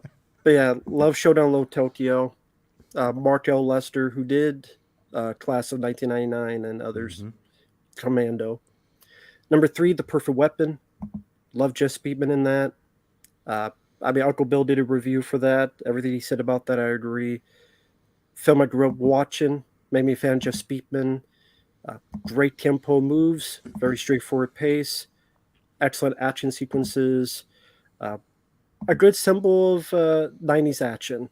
Way to do with simplicity, but you have a guy who could have been a breakdown star, but sadly things didn't work out. Again, love The Perfect Weapon. Number 2, Out for Justice with Steven Seagal. Hey, Richie, I wonder who do Bobby Lupo. You might have seen Richie. You might know why Richie did Bobby Lupo. Don't be a bad guy, be a good guy. You fuck nuts. when he kissed the guy who dropped the puppy. As much as I crap on Steven Seagal, it's my favorite Steven Seagal film. It's him in Brooklyn. I love, good or bad, I love his Brooklyn accent. I love William Forsythe as the villain. And some good violence. He shoots the guy's leg off in the finale. He takes a cue ball, beats the shit out of someone's face, or his teeth is spitting out. Then the movie opened with like William Forsythe like smoking crack or meth or something. Then he like Something blows like somebody's that. brains out right in the street. And then It's Seagal crazy. is like beating up a pimp and throws him right through the car window, the windshield. And the movie Mhm. literally starts like the credits right through the broken windshield. I love Alfred Justice. Wish he would do movies like that again. And number one, Sorry, I was trying to imagine him doing movies like that now. I don't think it would work out unless he has like one of those scooters, a rascal scooter. Sally, no. Oh. And then number one, as a follow up to the 1990 list, this is more of a childhood nostalgia. Ninja Turtles 2 See Through the Ooze, although fuck Vanilla Ice, he's a piece of shit. But I love the characters. I love the Go turtles. ninja, go ninja, go, go, go, go. You trying to tell me you don't love that? No, as much even as a kid, I was pissed. But I was too, sadly. but I loved everything else. Yes, I wish it was darker. I wish it was more action. But as goofy and silly it is, it worked for me. I love the effects by Jim Henson. I like that Corey Feldman wasn't in it. I thought the guy who replaced it was much better. And I still think it's a lot of fun. I think the dialogue is pretty funny. I like Ernie Reyes Jr. as Kino. There's a lot of stuff I liked about that film, but it's definitely nostalgia based. I can It's admit. me, But... Kino. Rap's in trouble. And we'll shout out to BA. Yeah, thanks for the super chat. The companion piece to New Jack City is Sugar Hill. I haven't seen Sugar Hill, but Yeah. I've heard of it. You know, it's nowhere near as entertaining. I like Sugar Hill, but it's very, very slow by comparison. There's not a lot of on-screen violence at all. It's more so implied violence than anything. Clarence Williams III is great in it, but it's the exact opposite of New Jack City in my opinion. Let's see. Terminator 2, Robin Hood, Prince of Thieves, Hook, TMT 2, and Child's Play 3. Sure. 91, we've got, where'd it go? Terminator 2, Hook, New Jack City, What About Bob, and Showdown? Yeah, that's all pretty much around the same, what we're talking about. The Perfect Weapon, Point Break, Boys in the Hood, Double Impact. Yep. Well, I love Double Impact. That's another one, too, that I do love. So do I. City Slickers. That's not one. JFK is the one I thought would be on your list, Mark. I don't know why you're such a conspiracy guy. I thought for sure that was going to be on there. I mean, it's that. I mean, Stone Cold and a ton of others. Like, there's too many. Yeah, I love JFK. Love City Slickers as well. Yeah, me too. Let's see. New Jack City, Lionheart, The Last Boy Scout, The People Under the Stairs, Body Parts, Jeff Fahey's Body Parts. All good choices. Boys in the Hood, Cape Fear, T2, Silence of the Lambs, Reservoir Dogs. I think is Reservoir. Well, That's 92, I think. that's Reservoir definitely Dogs. 92 because it's on my list. So Same here. Yeah. yeah. Good movie though. Yeah. Good pick. Let's see here. I don't know how far down I got. Okay, well, let's do 92. Okay. Yeah, we're already at hour and 20 minutes, so here we go. 92. 92 wasn't like, I thought for some reason 92 was going to be a big year and like have a lot of films, but it wasn't as big to me as some of the others. You know, I mean, I got a lot of stuff up here. This was really tough, man. There's so many great action movies. That's the thing. Like, I'm a sucker for 90s action, so. Yeah, get to it now, goddammit. I got like 40 movies on here. Well, you whittle it down, motherfucker. You can't have 40. Okay. Take 2 hours alone for that 40. Honorable mentions. Trespass. I really that's enjoy a great movie. Yeah. It's double the Ice Cube and Ice-T in the same movie. Just going crazy. But you also got William Sadler and Bill Paxton as it's funny because like you could kind of look at it two different ways. Are they the protagonist or the antagonist, or is it the other way around? You know what I mean? Yep. What's up, Rambo? I saw you shaking your head for a second. No, go ahead. I didn't say anything. You don't like Trespass either? No. Oh, fuck. Go ahead, though. I'm not gonna say anything. No, I didn't say a word. I'm just being honest. Never did. Well, now I gotta hear why. I love the fact that he won't say shit, but if somebody asks, he'll be like deadly honest about it. No. What's the issue with Trespass? Real quick, tell us. We're not doing a worst list. You're doing a fave list. No, You go I'm for it. just curious. It takes I too wanna know long to why. explain.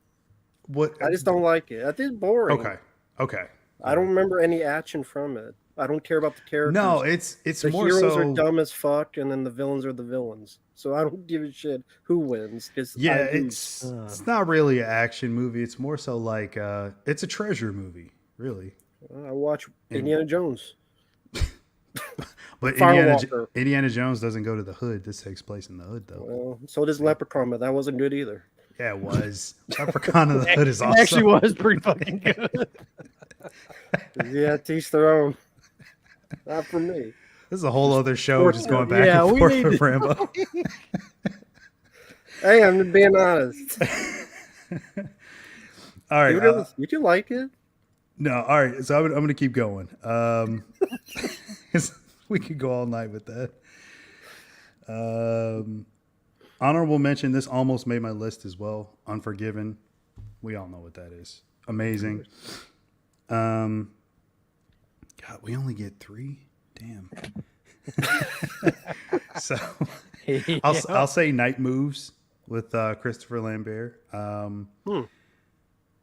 think it's pretty underrated. It's kind of like a slasher movie, but a detective movie at the same time. I wish I could go into it deeper, but we don't have a lot of time. Tom Skerritt in that? I don't think so. Oh, anyway, sorry. One of the Maybe Baldwins is in it. Oh God, I can't even remember which one. I'm gonna keep going though. not the one who shot someone.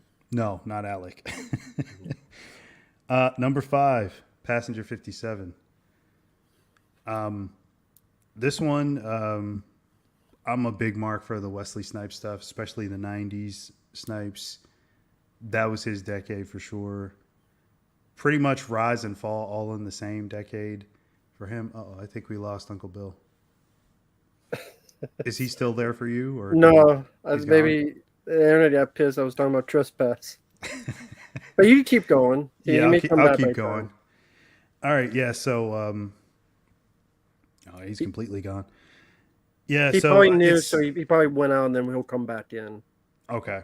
Yeah, I mean it's Die Hard on a plane, basically. Terrorists Ben take over Black. a plane. Yeah, exactly. Some great lines in there. Fun stuff. Wesley takes out all the terrorists on a plane. That's all you need to know. Of course. Yeah. Number 4, Reservoir Dogs. Don't really need to say anything. Tarantino's feature film debut. Amazing cast. Excellent movie that takes place all in one location. Yeah, Reservoir Dogs, enough said. Number 3, one of the best comedies of the year, probably the best comedy of the year, White Man Can't Jump. Still holds a special place in my heart till this day. The dialogue is fantastic. Great chemistry. Rosie Perez in that movie is great. Yes, great chemistry between Wesley and Woody. We only got, I think, Money Train after that, and then they didn't do a third one, which they should have. I'm still holding out hope that it'll happen one day. Yeah, so White Man Can't Jump. Basketball, sports comedy, basically is what it is. Number 2, Universal Soldier. Easily my favorite Roland Emmerich movie, and he doesn't have a lot of favorites for me. But, yeah, he lost his way somewhere, him and Dean Devlin. I don't know what happened.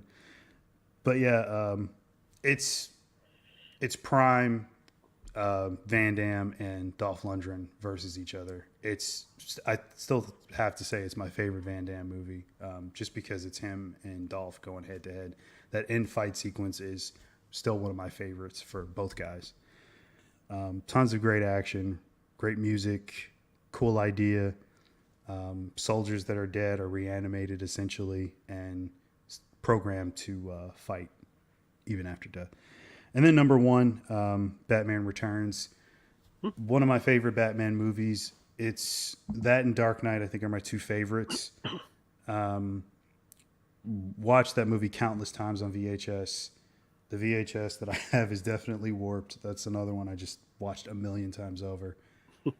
And we all know Batman Returns. So you guys go ahead. That's my list.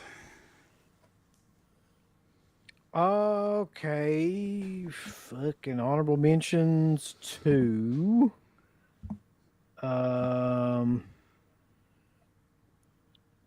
Lethal Weapon 3, Oh, okay. Mine too. Home Alone 2, Nice. which was not as good as the first one, but still killer. Mm-hmm. And Dracula, Bram Stoker's Dracula. The only reason that that's not on this list is because Keanu Reeves. I can't in good faith put that movie on this list with Keanu Reeves wandering around. Like, oh, Dracula, dude. Hey, bro, y'all seen Dracula? No. My number 5. My number 5 is it's I'm just gonna do a tie. So fuck it, I can do that. It's fucking Well, wait a minute now. extreme. I'm doing it, Mark. I don't give a shit. Just deal with it. It's a tie between. No, you can't do it. I wanted to Get do back up rapid and do it. fire. I can't do rapid fire. You can't back up and do it now. It's too late. Okay. I'm gonna do School Ties and Innocent Blood as a number 5. I got that So- on here too. Innocent Blood is one of the most underrated horror films to come out around that time period. It's John Landis film about a vampire that kills mafia guys, which is a great combination of things. And it's great because he does it really well with the humor and the gore, and That cast, man. the cast is amazing. Yeah. Don Rickles. Robert Loggia is great in that movie. Don Rickles is great too. Mhm. And then School Ties is like a super serious film with Brendan Fraser that is probably one of the first films that really like put him on the radar. And I always love that movie too. I think Matt Damon in that too? I think he is. Yeah, Like, I think so. Yeah. I think he's the lead heel in it, who ends up like kind of turning him in and that shit in the end. If I'm remembering that correctly. But I always really liked that movie and thought it was like super underrated. So my number 4 is Batman Returns. You mentioned that. It's the darkest of any of the Batman movies by far. Mhm. I always thought, like, when I first saw it, I hated it because of the Penguin character and stuff. I was like, God, this is just fucking gross. Like, and then you go back and watch it now and you're like, this is amazing. Like, Danny DeVito is just going like wild. Just talking about Yeah. lube and Yeah. scented or unscented. Yeah. And you just realize like all the stuff that they were doing, like, in that movie that got underneath the radar, Mhm. And Michelle Pfeiffer, dude, there'll never be another like Catwoman No. like that. Like, that's crazy. Right. Number 3 is going to be Wayne's World. That's just like one of the comedies from that era that I could quote pretty much everything in it. It was insanely popular at that time. If everybody knows about Wayne's World. Number 2 is Unforgiven. I think it's probably my favorite Western to come out of the. Well, no, I take that back. It's my second favorite Western to come out of the 90s. Tombstone, the other one. You never know. But it's Clint Eastwood at his best as an actor to me. Gene Hackman is great in that movie. Morgan Freeman is great in that movie. It's got some of the best lines in it. And he goes, well, the part where he's like, you shot an unarmed man. Well, he should have armed himself where he decorated the saloon with my friend. Like, and all that shit. Yeah. And then there's the line too, killing a man's a hell of a thing. Take away what is it? Take away shit, I wish I could remember. Like something like Everything he was and everything was everything's gonna be something like that. Yeah. Yeah, Good Unforgiven movie. is crazy good. It also has what's her name in it, Mark, that we were talking about the other day. In one of the last roles I can really remember her being in too. Or wait a minute, is that the same girl, or is that just a girl that looks amazingly like that girl? Jenny plays one of the hookers. from the block. Not Jenny Wright. It's not. Is that not Jenny Wright in there? Is that somebody just looks a lot like Jenny Wright? I can't remember now. Hold on. I'm not Okay, sure. somebody look up and see if Jenny Wright's one of the hookers in Unforgiven, or if that's somebody that just like happens to look like Jenny Wright. Hmm. She's the one that like comes and tells him that Ned is dead and all that stuff. Mm-hmm. Anyway, Hmm. somebody look.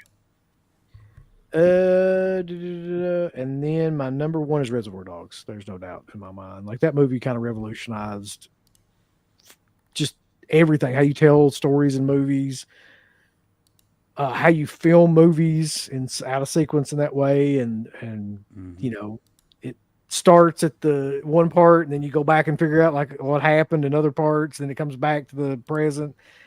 And Michael Madsen's freaking amazing in it, as is Tim Roth, as is like everybody really in that movie. And to me, it was the height of like Tarantino writing like dialogue. A lot of the dialogue sequences weren't as long as he would later go on and do, where I just would get bored as shit with them.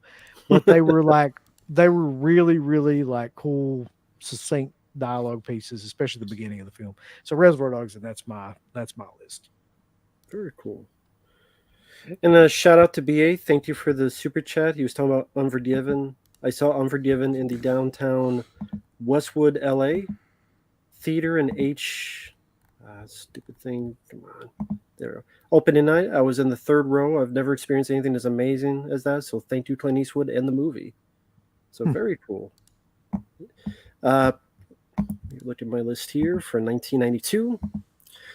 3 quickly for honorable mention. Lethal Weapon 3, I agree. Love that sequel.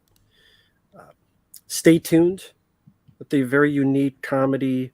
Yeah. What if you were a couch potato? You're sucked into a TV where every station is like a hellish version, like Driving Over Miss Daisy and Dwayne's Underworld and all this other stuff. Very creative idea. And Watchword 2, Lost in Time, which I love. I love the first one. I probably like that one even more. Yeah. Okay. So number 5, White Man Can't Jump. Love Wesley and Woody Harrelson together. I am a basketball fan. Haven't been able to watch in a while, but I do love the sport. Love the chemistry between the two. Love the dialogue. You tell Opie, tell Aunt B I want my pies ready. Off the trash talk, man, with each other. It's hilarious. Great chemistry of basketball hustling. Well directed by the same guy who did Bull Durham, I believe. So he definitely knows how to make those sports comedies work. Mm-hmm. Number 4, Rapid Fire. Being a big action film. Brandon Lee having a solo ability to really show what he could do. Great work by the same guy who directed Halloween 4. And you got Powers Booth, wonderful actor, may rest in peace. Always wonderful to see him in the film.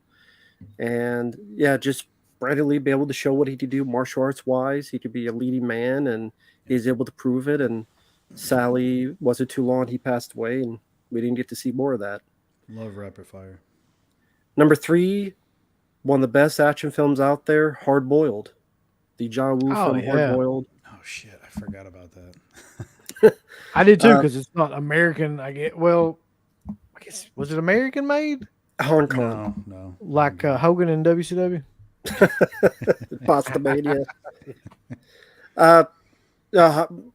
My favorite Hong Kong action movie, Hard Boiled, is just an amazingly fantastic action film.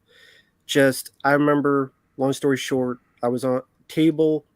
I got into the middle of the finale. I did not realize. Happy birthday, BA. Have a good one, man. I didn't know the scene was that long, the hospital scenes, because like the action scene kept going and going. Went, holy shit! Like usually action scenes are pretty short, but this is like another world I opened up to, and it got me along with Hard Target into the world of John Woo, and that's just such a badass movie. Expertly directed. Mm-hmm. One of the reasons why John Woo is my favorite action director. Just Hard Boiled. Fantastic. If you like action films at all, you need to see Hard Boiled. Number 2, personal favorite of mine. Fucked up, Mark. I can see it in your face. No, I was gonna say he likes John Woo, but he don't like Face Off. So Oh yeah. we're not gonna start that. I'm not the only one. No, listen. You've already got him on Point Break. Like, and you don't want to get him started on Face Off. I'm not the only one that dislikes Face Off. Let's be honest. But number 2, Split Second. personal favorite of mine. Rutger Uh, Hauer. l- Yeah. love Rutger Hauer, and may he rest in peace. I even liked his partner. Love how he was so hooked on chocolate and cigarettes, and love his partner did more hyped. We need the big fucking guns. I love the way London looks, where everything is almost underwater. I love Yeah. the creature design, very unique creature. His origin is a bit confusing, so there's some flaws, but I just love the way the film looks. Kirstie Alley having her Star Trek 6 haircut is always. Was it? No, not Kirstie Alley. What's her name? From Big Trouble in Little China. I can't Oh, believe I Kim forgot her name. Cattrall. Yeah. Yeah, Yeah. Kim Cattrall. Yeah, Kim Cattrall. Much better than Kirstie Alley, sorry. But yeah, I like the cast. I love the leads, and again, there's a big pattern. Cop with sci-fi horror, big sucker for that. So Same. par for the course. And number one, Universal Soldier. Van Damme, Dolph, two action heroes I grew up with. To see them finally meet up, I just want to eat. Just let me eat. Just beat the hell out of everybody. I forgot about that line. And I just, like I said, Mark said with the idea, the action sequences, the fight was like, people forget at the time, that felt like a big event. Like it was an actual MMA match or something. Yeah. And I agree, my favorite Roland Emmerich film. Dolph Lundgren is fantastic in that with a necklace of ears. Yes. um, just just the way he spouts it, just how insane he goes. So love Universal Soldier, my number one favorite. Some great picks, Bulls. Universal Soldier was universally loved. Let's see what we got in the chat. There are a ton of people that like 1992. I'll tell you that right now. Very cool. It's a great year. We have. Good God. All right, so I'm just going to start right here. Sure. Rapid Fire, Wayne's World, Universal Soldier, Under Siege, Passenger 57. Was that 92? Was Passenger 57 92? It was my number 5, but I think you cut out when I mentioned it. Oh, okay. Well, fuck. All right. His enter don't bet on black, I guess. Mm-hmm. Candyman, Army of Darkness, White Man Can't Jump, Few Good Men, and Unlawful Entry. That's a great film that I just watched recently. All good picks. Now, here's my question to you all about this, too, because I'm not sure. Some of these are saying that Dead Alive was 92, but I've got it as 93. So I think it is 92, though. Now that I think about it. That's so, yeah. If it plays like one theater in 92, it'll just say 92 everywhere. That's the tough thing about some of these lists. Yeah. But he's got Indie Phantom's got it as number 5, Bitter Moon, Under Siege 2. I'm sorry, Under Siege, then Bad Lieutenant, and then Twin Peaks Fire Walk with Me. And Malcolm X, Passenger 57, Universal Soldier, White Man Can't Jump, Rapid Fire, Honorable Mentions, Trespass, Batman Returns, South Central, Death Weapon 3, Hellraiser 3. Under Siege, Dead Alive, Reservoir Dogs, Batman Returns, Army of Darkness. Wheeze the Juice. Hunk says Army of Darkness split second, The Crying Game, 1492, Conquest of Paradise, and Stalin. Wow. I know all there is to know about The Crying Game. I remember that movie. Yeah. Shit. Universal Soldier, Home Alone 2, White Man Can't Jump, Aladdin. Aladdin was a great film, great animated film. Yeah. That's should be high up there. Batman Returns, Rapid Fire, Patriot Games, Reservoir Dogs is the honorable mentions. I forgot about The Player. The Player, Malcolm X, Few Good Men, White Man Can't Jump, My Cousin Vinny, love My Cousin Vinny, Unforgiven, Wayne's World. That's 10. You can't put 10 on there. Shit. Got time to read 10. People doing that. Candyman, White Man Can't Jump, Few Good Men, Unlawful Entry, Home Alone 2. Good stuff. My cousin Vinny's hilarious. Oh, yeah. Everything I said was bullshit. It's like,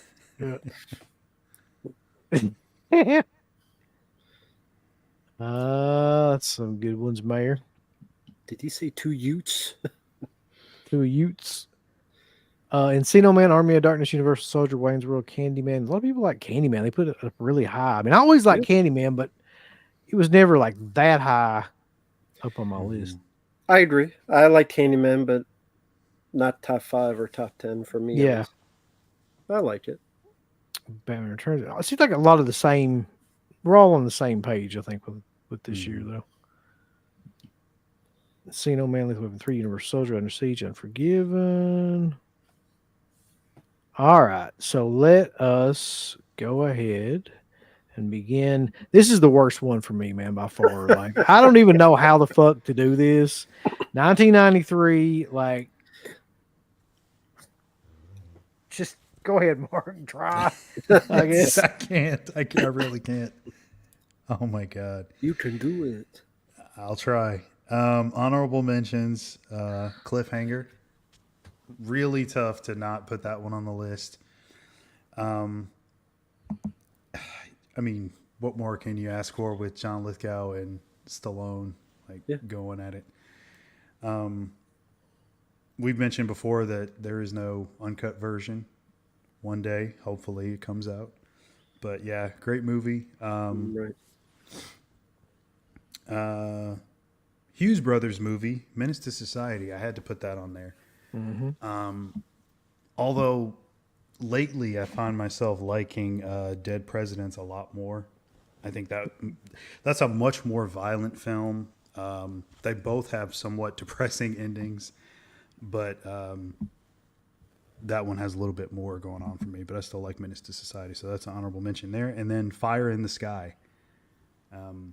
Obviously, I had to put at least one science fiction alien abduction movie on. Of course. Yeah. So amazing cast in that. Robert Patrick obviously would go on to do X-Files and many other great films and shows and stuff. But yeah, number 5. God, this was so hard because this really sucks, man. I mean, I got like in between, I got Sandlot and Tombstone, but number 5, True Romance. Just, I mean, it's not a bad thing that Tarantino didn't direct it because Tony Scott is, like I said before, always a serviceable director. Really great filmmaker. It's sad he's passed away now. It's possibly Brad Pitt's best role. Yeah, it is a really good role. I mean, almost anybody probably could have played it though, but he is fun in the role. Michael Rappaport. Yeah, it's. I mean, I think everybody knows True Romance, but yeah, Christian Slater, Rosanna Arquette. No, not Rosanna, Patricia Arquette. Yeah, and yeah, the two of them doing a coke deal that takes them from the streets, from fighting with James Gandolfini all the way to Gary Oldman and beyond, all the way to Hollywood trying to sell cocaine. But it's a great movie, fun sequences throughout, and just a fun time. And my number 4 is Dazed and Confused. Linklater's masterpiece, in my opinion. Yep. I've seen that film more times than I can even count. Love the characters. I love hanging out with them. Like that's basically what it is. It's a hangout movie / sort of a coming of age movie. But I mean, just the fact that you get to hang out with those characters for all that time for that one day. I mean, it's great. You got a young, God, what's her name? It's slipping my mind right now. Mila Jovovich. Jesus, in there. yeah. Super young in there. But yeah, I saw you. Yeah, I know. But she does not have a whole lot of dialogue in the movie. I think she says like 4 words, and that's all she Thank needed God. to say. That's fine. That's fine. Thank God. And she's just somebody's girlfriend in the movie anyway. More of a background character. And then they let her make 10 Resident Evil movies, so it all worked out for her. Exactly. She became a star in the end. But yeah, just a fun hangout movie set in the 70s. It's a great flick. Number 3, Last Action Hero. One of my favorite Arnold movies. It's very not tongue in cheek, meta. Meta is the right word. Yeah, it is a little bit ahead of its time, really. Yeah, very ahead of its time given the plot and all the cameos. Even I mean, Robert Patrick showing up again as the Terminator was great. I believe you have a cameo from Sharon Stone. Van Damme even pops up at one point. Even fucking MC Hammer is in the movie. So you got a little bit of everybody popping up. And it's, I mean, if you were a kid watching that movie, that's exactly what you would want to see. You wish that you were the kid in the movie. Yeah. And it came at the right time when I was a young kid. So yeah, I love it. Some really, really fun action. You would have been a better actor than that kid. I love the film, but that kid is not the best. Yeah. And Tom Noonan as your heel, although he's not the lead heel, but he should have been because I think he kind of steals the show. I love that character. Sweet brother Numpsy. Yep. Number 2, Demolition Man. Had to put that in there. Again, more Wesley for me. He's fucking great in that. And I'm sure Matt already knew the story, but I told him once before where they were shooting the movie. They had to tell Wesley to slow down because his kicks and they couldn't pick up everything on the camera. That's how great he was as a martial artist. And then, you know, Rob Schneider, Sandra Bullock, and Stallone is your other lead as your hero. Set in the future, really fun movie. It's got all sorts of great little in jokes in there that either will or won't work for you, like the 3 seashells thing. But yeah, so that's my number 2, and then my number 1 is obviously, and this is probably Rambo's number 1 as well, Hard Target.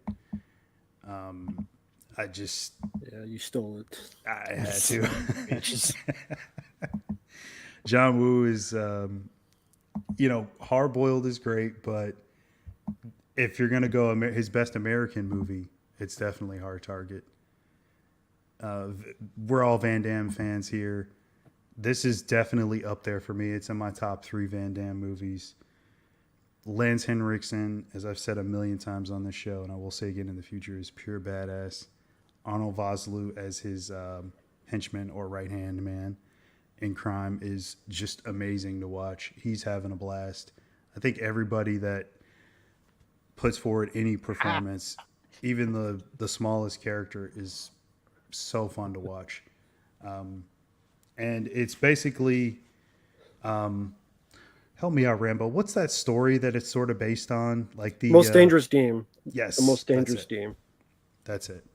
So you have a character who's basically being hunted for sport, and there's a big prize of money for whoever gets it. Or you get your freedom, basically. You get your freedom and then you get your money. But yeah, it's just a fun movie with Van Damme taking out everybody as always. So that's my number 1. Hard Target it's epic. So that's the list. Love Hard Target. I think we all love Hard Target. Like, I don't know how you could not like that movie, really. Wilford Brimley riding on a horse shooting arrows at people. Fuck. Come on. Blowing up houses. Blowing up houses. Yeah. With the Cajun accent. It comes and goes every now and then. That's great. All right. Man. Okay. All right. Fine. Honorable mention to like every film that's ever been good, ever made. Honorable mention to Schindler's List. Mrs. Doubtfire. The Fugitive.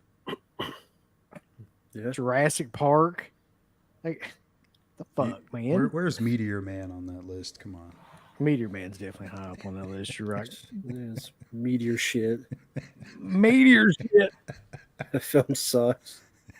My number 5 is, and it should be higher. I don't know why I put it this low. Falling Down.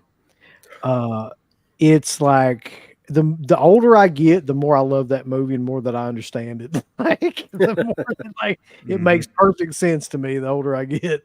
Yep. Michael Douglas just fed up with everybody's shit, going through with an Uzi and eventually a bazooka and just tearing everything all to hell. Mm-hmm. It's got one of the best scenes ever where he goes into the fast food restaurant and he wants breakfast and it's like 1 minute after. And then Yeah. he's like, I want breakfast. Yeah, it's just it's a perfect movie that was like way ahead of its time for that time period too. Mm-hmm. Um, That one was almost on my list. I'll double it up for number 5. there you go. I did. So you number 4 is Hard Target. So I'd have it up as high, but it's got to be on the list somewhere because, like, I mean, it is. God, is it the best Van Damme movie in my opinion?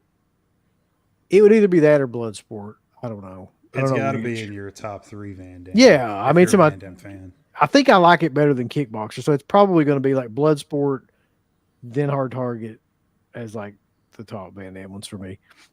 Um, but you've already talked. I mean, it's just a great action movie. It's got every great action scene in it that you can think of. Plus, Yancey Butler. Back when Yancey Butler was like insanely hot, uh, and Lance Henriksen, Wilford Brimley, like I said, diabetes. Um, check your blood sugar and check it often, and also watch Hard Target. Number 3, I don't know if anybody's mentioned this movie, but I love this movie. I think it's one of De Niro's best roles, period. It also has a really young DiCaprio in it. This Boy's Life. I don't know if anybody remembers this movie, but like essentially, DiCaprio is like it's him and Ellen Barkin's his mom, and they move in with this guy played by De Niro, who's like then his stepdad. And they get married, and he just becomes like the biggest prick ever to DiCaprio. And every step along the way, like he's abusive to him and like his family. And it's just him trying to like deal with that guy. And De Niro gives one of his best performances to me in that movie, just being the biggest asshole. Mm-hmm. Like everything that DiCaprio tries to do, he wants to do better than him, and like tries to make him feel inferior about everything he does. And I love that movie, especially the ending of that movie.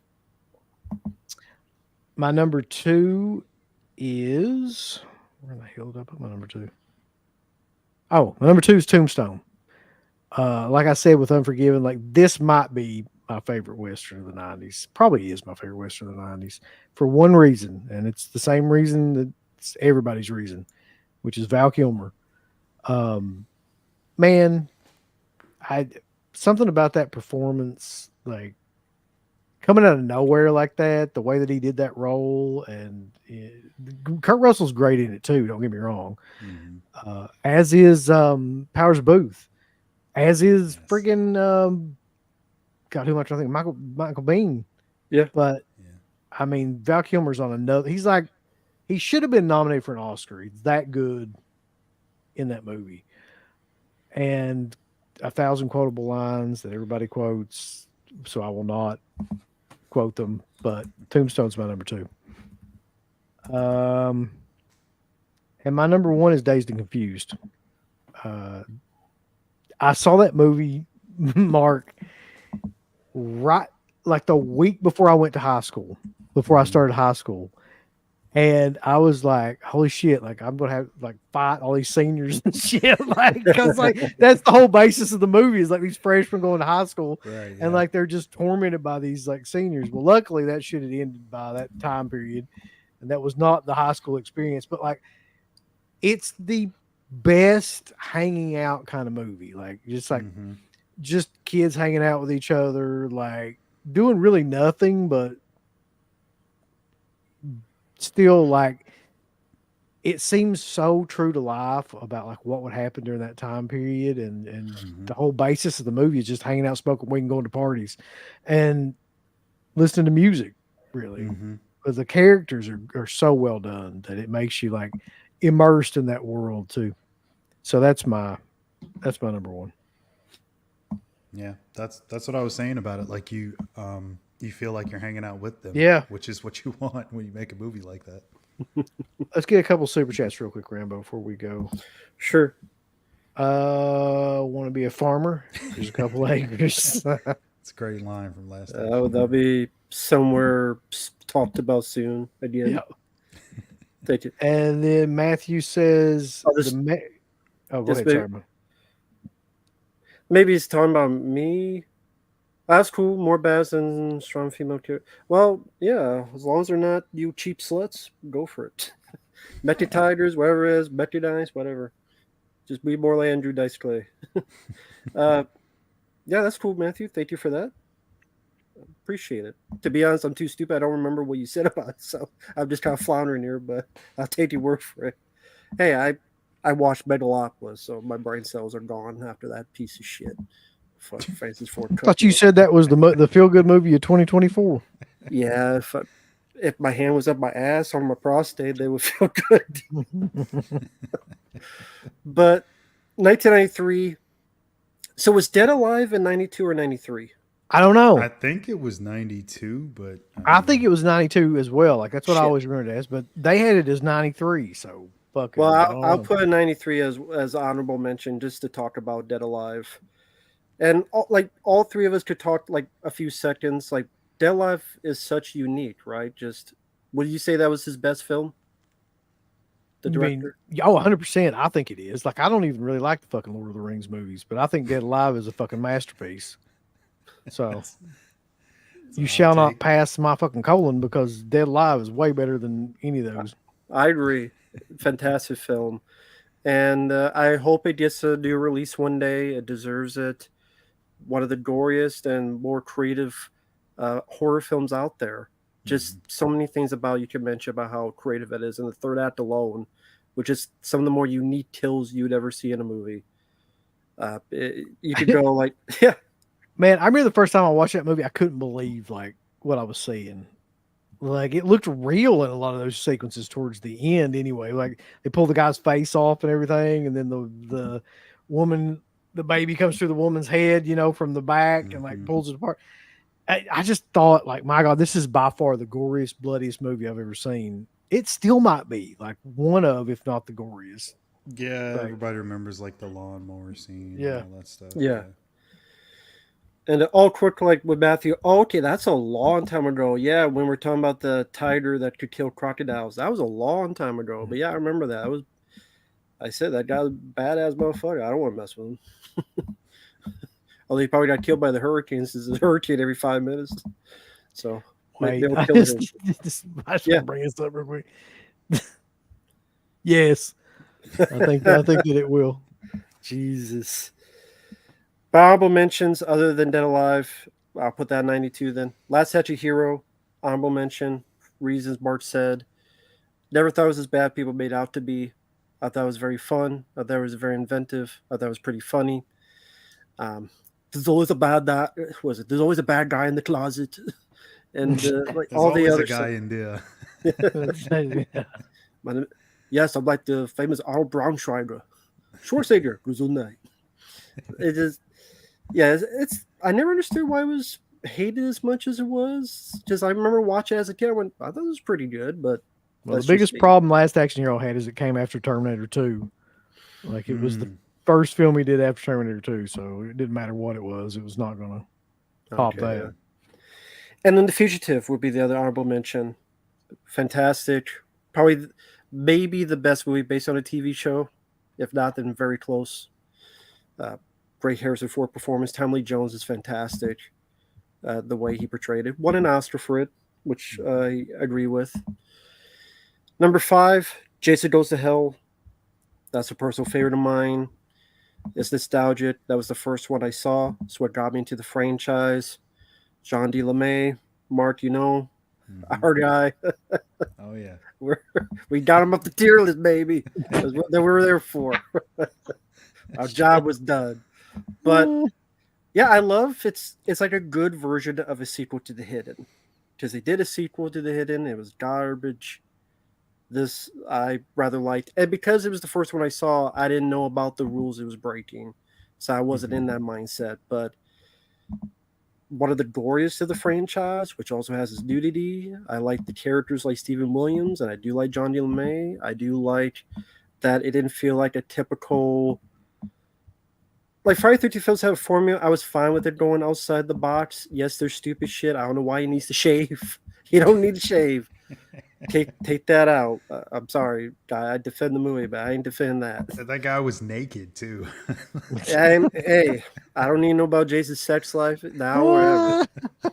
But I still like the film quite a bit. So it's my number 5. Number 4, one of my favorite parody films, National Lampoon's Loaded Weapon 1. I love Emilio. I mean, talk about a movie that has so many people in it: Emilio, Sam Jackson, Tim Curry, William Shatner, Corey Feldman, James Doohan, Scotty. The guy who's the police chief in Last Action Hero, and he's the chief in this. Just so many people. John Lovitz, and whether it be Tim Curry with the Wilderness Girls, to the whole opening there, to the give me a name. Isn't that what your parents supposed to do? So it's all the just a very fun parody of Lethal Weapon and those type of movies, and still a lot of fun to this day. Idea, especially if you're a big Lethal Weapon fan. There's a lot of good jokes there. Emilio doing his Bill Gibson, walked in his butt against the moonlight shot, all the other stuff. I remember that shot. Yeah. Very funny movie. Number 3, Demolition Man, for the reasons mentioned. Very ahead of its time for what it said about the PC culture and just how if you be too nice, you could go the wrong way in the opposite direction. So very much ahead of its time. Stallone and Wesley, fantastic together. Good cast. I'm a big Sandra Bullock fan. Rob Schneider's not that annoying in it, thankfully. He's only in it for a little bit. Great action set pieces, as well as great humor and satire. It kind of has the whole stuff put together. And I know there's a 4K coming out, which is cool. I wish the deleted scenes were on there, but it is what it is. But love Demolition Man. To me, one of my favorite 90s action films. Number 2, Cliffhanger. I adore the film. Such an exhilarating rush for me ever since I first saw it. I love the way Rennie Harlan, they shot in the mountains. So much of it's done in camera, from the insane one person going from one plate to the other, to all the crazy stunt work, Stallone's character under the ice, him and the guy sliding down the mountain and making the guy's face to a crystal. Just the way Rennie Harlan can pull out the gore, whether it be like John Lithgow Coley shooting that woman in through the back, so he could be the only pilot. Lithgow is great. He's a wonderful actor. Great to see him as the villain. I forgot about Michael Rooker too. Yeah, Michael Rooker. Oh, great yeah. to see him in there as a good guy, because I was like so freaked out with him with Henry Portrait of a Serial Killer. That was great to see him as a good guy. I agree with that, Matthew. Fuck Furiosa. I think that movie fucking sucks. I wish the Tiger was the star of the movie. It would have been a better film, at least to me. But I love Cliffhanger, absolute class. I could watch that anytime. And the trailer, I think, is like the best trailer ever made. It just sells the film well. No dialogue. Fantastic score. I could go on and on about it. Love Cliffhanger. And number 1, Hard Target, for the reasons everyone said. I'm a huge Van Damme fan. I watched the film multiple times. It got to the point I got the work print. I would make my own fan cuts for my own enjoyment. And that's a cut I watch all the time now, is my fan cut. The action, the bayou setting, Wilford Brimley's great. Lance Henriksen, wonderful as the villain. And the third act and the Mardi Gras graveyard. One of my personal favorite action set pieces and finales in a film. Just so many, from kicking a gas can and blowing someone away on a motorcycle, to dodging arrows and slow-mo and jumping through windows, exploding behind them. Stuff you will not see nowadays, because in the day and age of CGI, they would never do this kind of thing anymore. Which is true, but it's sad as well. And that's the thing when we're going through this. We're watching films that the 80s are great, but the 90s were fantastic as well. And the way these films are made, they won't be made again. It's just how it is. So it's nice to go back and think and talk about these, because When's the last time you seen somebody get set on fire like they did with Lance Henriksen in the movie? I'm sure there has been, but nothing comes to mind right now. Practically, I can't remember anything. Not in a long time. It just not as often as it used to. Mm-hmm. Yeah, Hard Tar is my personal uh, number one of '93. When he comes down from the like Mardi Gras float with a shotgun, that's fucking killer. Yeah. Yeah, Okay, so let's see. So we got in the chat. I'm just gonna go up this time. Shortcuts, Groundhog Day, Adam's Family Values, The Remains of the Day, and The Dark Half. It's a hell of an interesting list. Let's see, and we got Michael Bean has a new podcast. It says Yep. it's pretty good. I didn't know that. yeah. Groundhog Day, The Fugitive, Jurassic Park, Red Rock West, Fear of the Black Hat, and Mad Dog and Glory, True Romance, and Adam's Family Values is an honorable mention. Yeah, Jurassic Park, man. I like Jurassic Park, but I just never like loved that movie enough to put it on a list like that. Yeah, like I like it a lot, but I don't really ever watch it anymore. No, I don't either. I've seen it a million times. Honorable mentions: Dennis the Menace, The Sandlot, Body Bags, and then he's got number 5. So I Married an Axe Murderer. I didn't know that came out in '93. That's a killer movie. Leprechaun, Last Action Hero, Adam's Family Values, and Hard Target is number 1.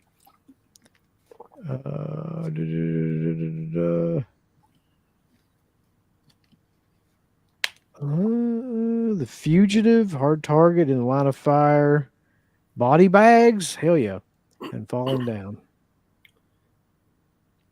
I almost put this one on my list too. What's Eating Gilbert Grape? It's a great movie, man. Like, Yeah. it's an insanely good movie. And Yep. that did he win an Oscar for that? DiCaprio? If not, Nominated. he should have. He was just nominated. Fire in the Sky, another great movie. Dazed and Confused, Tale, another great movie, and True Romance. Benny and June, The Dark Half, and Trauma is the honorable mentions. Let's see: Jurassic Park, Demolition Man, Stoutfire, Hard Target, Last Action Hero, Dragon, the Bruce Lee Story, Fugitive, Robin Hood Men in Tights.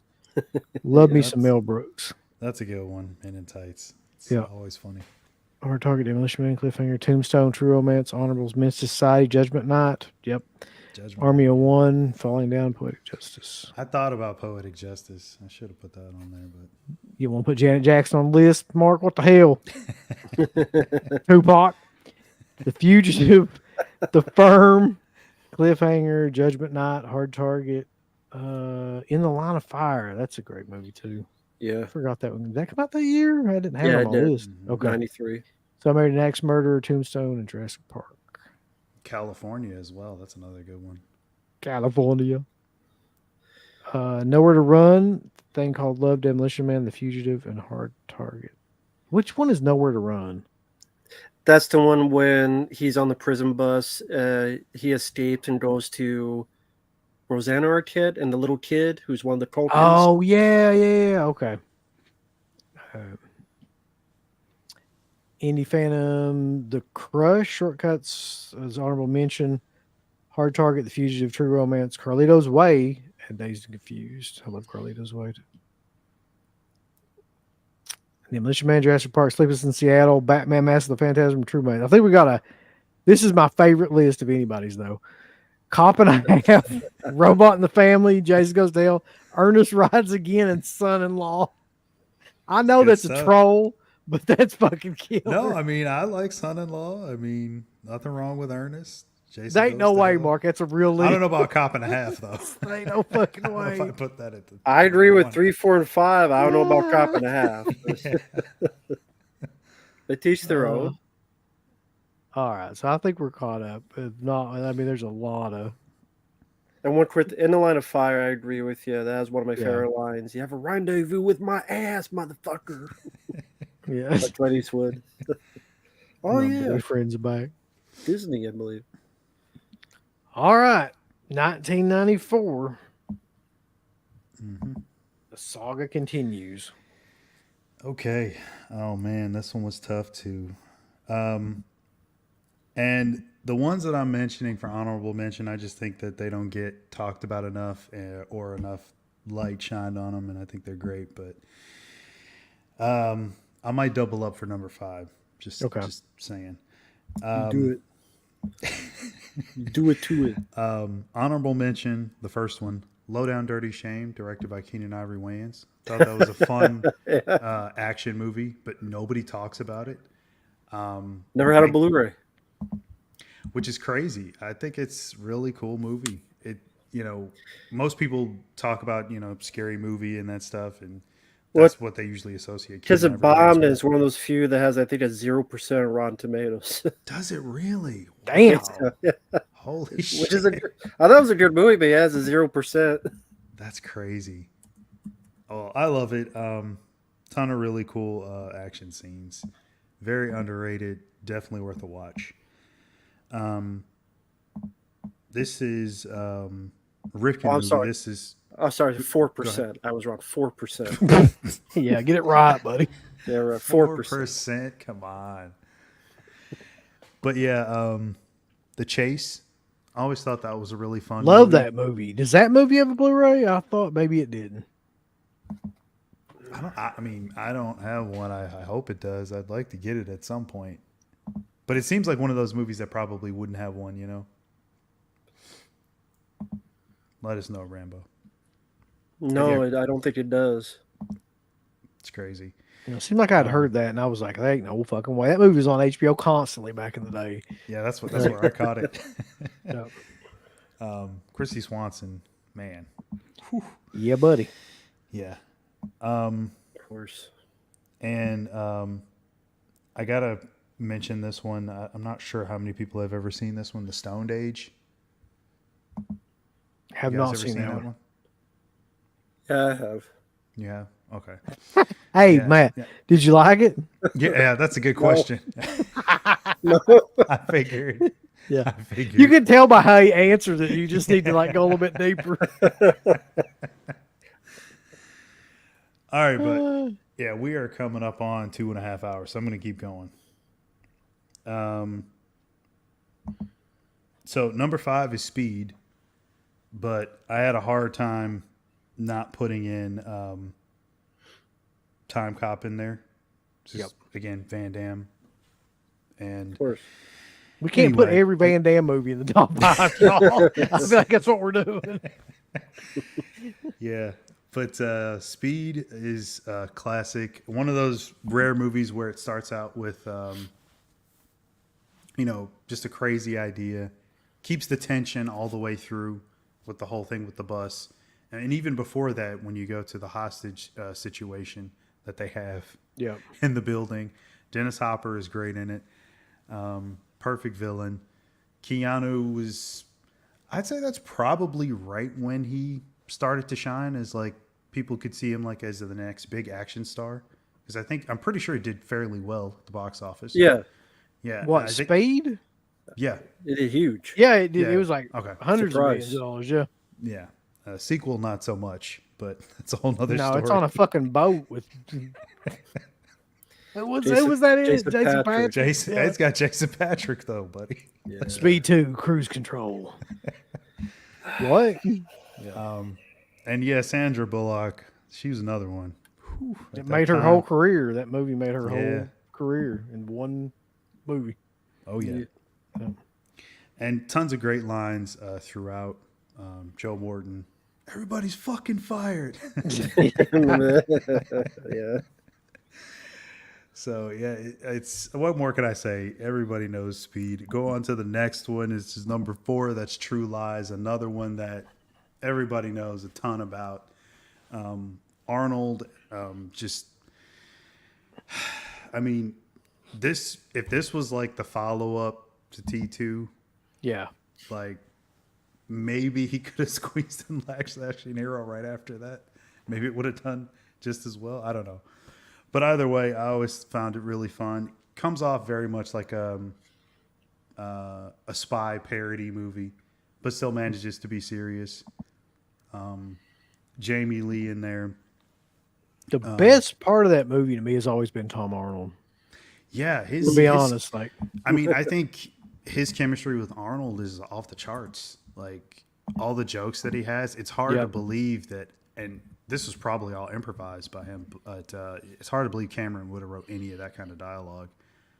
I mean, even some of the stuff that Bill Paxton has to say, like That's yeah. that doesn't seem like something Cameron would write. It seems But all he's very improvised. his timing is Arnold's timing, and he's so quick Mm-hmm. with like the jokes and stuff and that it's just seamless. It Yeah. works. Yeah, it works very well. That's one that I'm pretty sure as a kid I watched countless times. Love the action scenes towards the middle and the end. And the ending actually is just almost like one long 25-minute action scene. Starts off the coast where they've got they've got them hostage, and it starts from there and it just keeps going. Like the whole last 25 to 30 minutes, it's like all action. Just keeps going. Then I was just thinking that they use the same ending in Team America. Oh. Through lines. They shoot the guy on the fucking rocket with a missile. Yeah, and that's a great dispatch of your bad guy, and Arnold delivering the line, "You're fired." Yeah. So number 3 might be controversial, but this is one of the earliest movies that I saw in the theater as a horror movie or slasher movie per se. Love it to death still to this day. I think it's Andrew Kevin Walker's first script, I believe. It's a Brain Scan. I'm glad you said that. So Edward Furlong, I mean, it takes everything that I love. I mean, I'm a big tech person. Obviously, I love horror and video games alike. So you put those two together and then give me one of my favorite subgenres of horror, which is slashers. And it plays out perfectly. It's got a cool twist. His room was what I wanted as a kid, and I pretty much did end up having. So I even have that water thing that he has, that pillar with all the bubbles. I have that too. So like, Sure. there's a ton of stuff in the movie that he has that I have now currently. So yeah, I'm a big fan of that one. I could watch it countless times. I have a ton of stuff for that. I got the press kit. I've got posters and the VHS, all kinds of shit for that movie. So you're a bit Stay Alive guy as well. They like horror video games. Stay Alive. There you go. No, The sequel to Brain Scan. that was not a good movie. Not a big Frankie You know, Muniz guy. I tell you what's funny about Brain Scan though is how good Edward Furlong is in that movie. Like people forget that, but like he does an amazing job in that. Like I watch him in something like Pet Cemetery 2, and I'm like, he kind of sucks in this fucking movie. But I watch Brain Scan, and I'm like, this is kind of. He was still on like the Terminator 2 level at that point, you know, like when he was doing that movie for some reason. Yeah. We mentioned John Flynn before, directed by him. Also did Lock Up and other stuff. Yeah. So I think he sort of was a big factor in that. Like he got that performance out of him for sure. Like there was no way he's going to settle for anything that wasn't up to par, especially him starring in the movie and, you know, trying to hold the whole film together. But yeah, great horror video game movie. Number 2, The Crow. That's easily one of my favorite comic book, or if you want to call it graphic novel movies. Brandon Lee's epic. I almost put Rapid Fire as well as Showdown in Little Tokyo on my other lists. But yeah, this one for me, the soundtrack I love, much like a ton of 90s soundtracks. Just damn near every song was amazing. You got 9 Inch Nails and the Rollins Band, and it just it's epic. And from music to production design to casting, action scenes, the violence, the characters. As I said before, I'm a big fan of gangs, criminal gangs in movies. Love that. And that gang was great. Michael Wincott as the lead was really perfect. I mean, you couldn't get much better. Michael Wincott at that time was hitting on all cylinders. And it's funny, like even in the comic, like it's not that way. Top Dollar is not the lead bad guy, but they switched it around. But it was perfect because I would much rather have him as the lead. What's up, Rambo? You laughing at something? No, no. When you say hitting all the cylinders, my mind went to he's also hitting all the women. Oh, Basically, all the yeah, I've heard about conventions. that. So I didn't want to say they'd ruin it. No, you're fine. But yeah, Crow is epic. I think everybody knows that. And then number one is probably very obvious. Could have been Shawshank, but it wasn't. I got to go with Pulp Fiction. It's easily Tarantino's best, I would say. I mean, I love Reservoir Dogs, but there's a lot of other stuff that comes really close. But this one just hits all the right marks for me. It's also got the same thing you were talking about earlier, Uncle Bill, the nonlinear narrative, which is very interesting. And, you know, I don't think anybody could pull that off. Like, just writing in that style. I mean, I think if you try, people that try to write like Tarantino, like it comes off as obvious that you're trying to write like him. Yeah. So it's something only he can do. At the end of the day, that movie has one thing Reservoir Dogs doesn't have, though, which is Samuel L. Jackson. Oh, yeah. Like, exactly. that performance alone, yeah. Oh yeah, and his line delivery is just it's great. I think he says it all the time. Nobody delivers his dialogue like Sam Jackson. So yeah. no, I don't need to say too much about Pulp Fiction. Everybody knows that. So that's my 1994. It's a ton of others I want to put it on there, Shit, yeah. but fuck, can't do all of them. There were 3 movies in 94 that kind of all changed movies. Like, that's what's funny about 1994. Like, there were 3 huge movies that, like, they all in different ways changed, like, the whole, route that movies would take after that. Mm-hmm. But, yeah. So, okay, I'll do some honorable mentions of stuff that hasn't been mentioned yet. Surviving the Game. I love that movie. Oh, man. Yep. Forgot It's to in put there. that on there. It's another one of those movies. It's kind of like Hard Target as well. Yeah. So. Let's see. Nail, Chickapee, swaying in the wind. Nobody's seen Nail. You need to see Nail right now with Jodie Foster. And Leon the Professional. I don't know if you mentioned that one or not. Mark, did you mention The Professional? Okay. No. Oh yeah. I love that movie. So those are my honorable mentions. My number 5 is Brain Scan. Okay. Like, I just think that, I think me and Rambo were talking about this at one point, or somebody, maybe it was Garrett or somebody, like, I just want to do a whole show on that movie, just about the fact of how underrated it is and how kind of ahead of its time it was. And it really got shit on at that time that it came out, but like, it is like a super good movie with some great like performances, some great virtual reality kind of stuff for that time period, like a really cool plot and the ending and everything. I always enjoyed that movie a lot. So I'm going to say Brain Scan's my number 5. My number 4 is Ed Wood. I think that's possibly like one of my favorite Burton movies, if not my favorite Burton movie. I couldn't tell you. Maybe Beetlejuice is ahead of that, but I don't know. It's like definitely up there for me. I love Ed Wood. Ed Wood is just insanely good acting from Johnny Depp, Martin Landau. Like, just they're playing off each other, and I don't know. Everything about that movie works for me. As a matter of fact, I want to watch that tonight. I don't think about it. I haven't seen it in a long time, but like, it's one of my favorite movies from that time period. This is where it gets really freaking hard, because these 3 movies that I'm getting ready to say all changed everything. And I know that Matt's going to totally agree with me on this one, but my number 3 is Clerks. I mean, from what he's become now, people forget that when that movie came out, that changed everything. Like, I mean, it changed the way dialogue was done. It changed the way movies were made. People felt like they could actually make movies like that. Linklater was a big influence on that too, by the way, on his approach and everything. But like, I always loved that movie.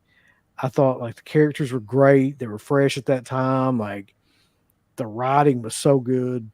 Unfortunately, it just got like, Xeroxed 100 times and has become what it is now. But yeah, when it first came out, that movie was insanely good. Still is good.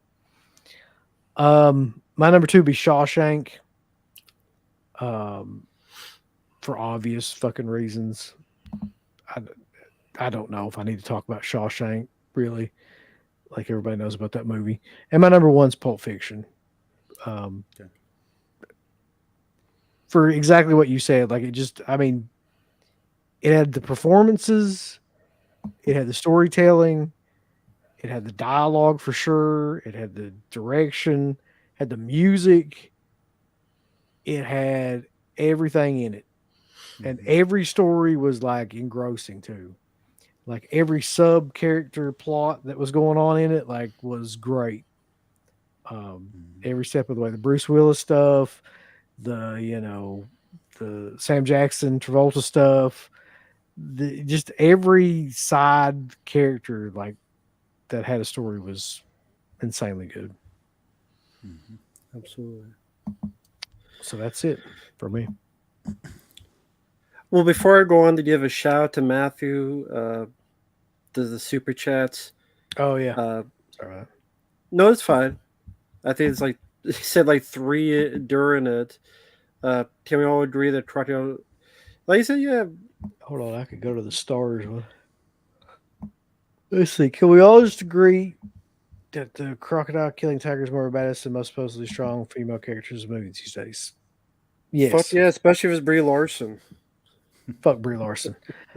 Yep. I guess you can say who the crocodile killer has got the lethal eye of the tiger. Yeah, they need to make a movie and Mr. T voices it. Simba may be the Lion King, but likely is the Tiger Queen for sure. There you go, Bulls. Yeah, she's a badass bitch. I'm down for that. Make a movie of that. Be better than Joker 2. But my list, long story short, honorable mentions, Pulp Fiction for the reason you guys said. True Lies, the last time James Cameron was worth a shit. Also, Body Snatchers, maybe my favorite Abel Ferrara film. My favorite version of Body Snatchers. I loved how dark and kind of has certain atmosphere to it that I really enjoyed with the way he made that. I love the performance that girl has. I forget her name. We don't go. We don't run. We don't hide. Nowhere. There's no one like you left. Like she did a better job than I did, but I just always stuck out to me in a good way. I always loved it.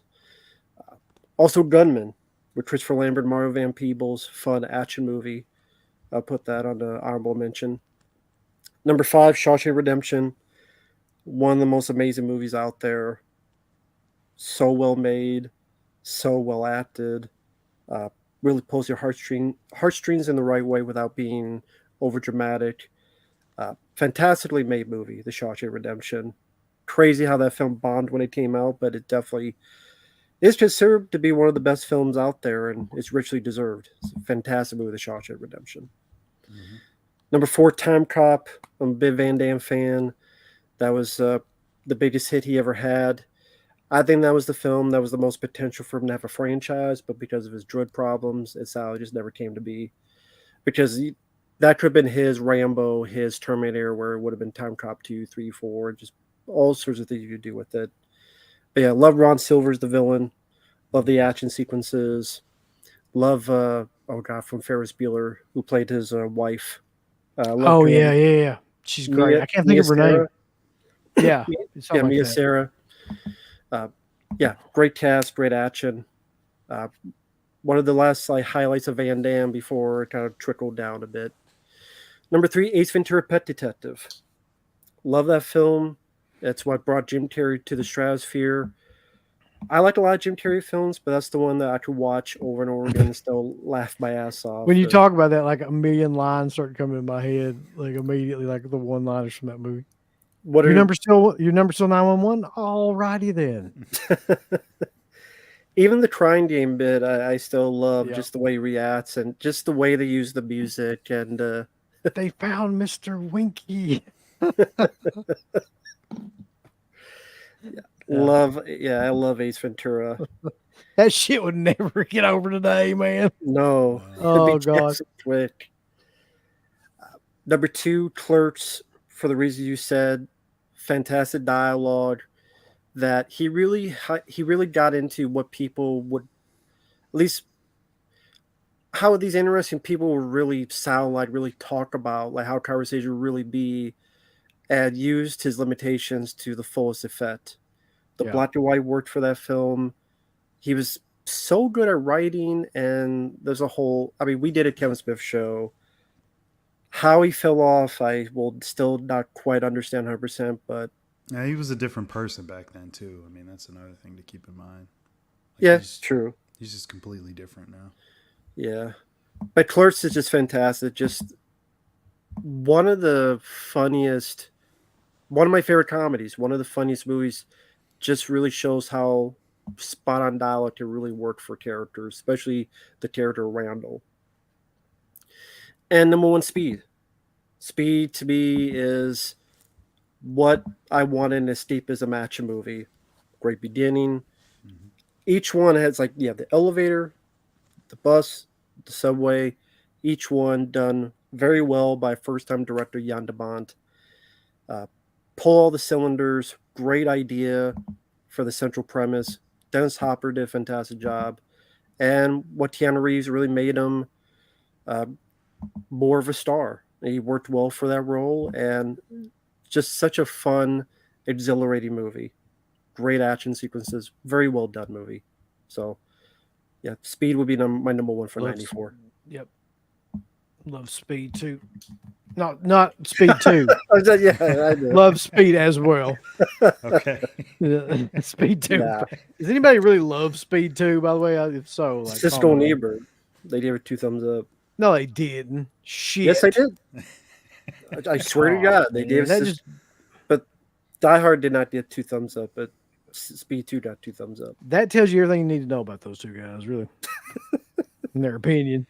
Didn't they give 0 star Roger Ebert? At least he gave 0 stars to The Hitcher. Yep. Fuck him. This film here, yep. Love that addition. You go watch that and tell me that's 0 stars. Kiss my ass. All right. Neopunk says The Crow, Shawshank, Pulp Fiction, Speed, Interview with the Vampire, and Leon the Professional. He put a tie in there. Mm-hmm. Dumb and Dumber. I actually thought about Dumb and Dumber too. North, Time Cop, Interview with the Vampire, Little Women. All the comedies just made me think of one, and I'm going to change my honorable mention. Forget Stoned Age, Airheads.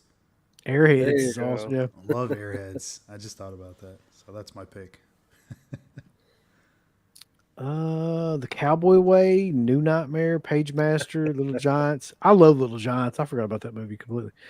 Serial Mom. How many damn movies you got on there, Jackson? Jack? Shit. Like 15. Fucking snuck about 10, 15 movies in there on us. Serial Mom in the Mouth of Madness and Clerks. Night of the Demons 2. Street Fighter.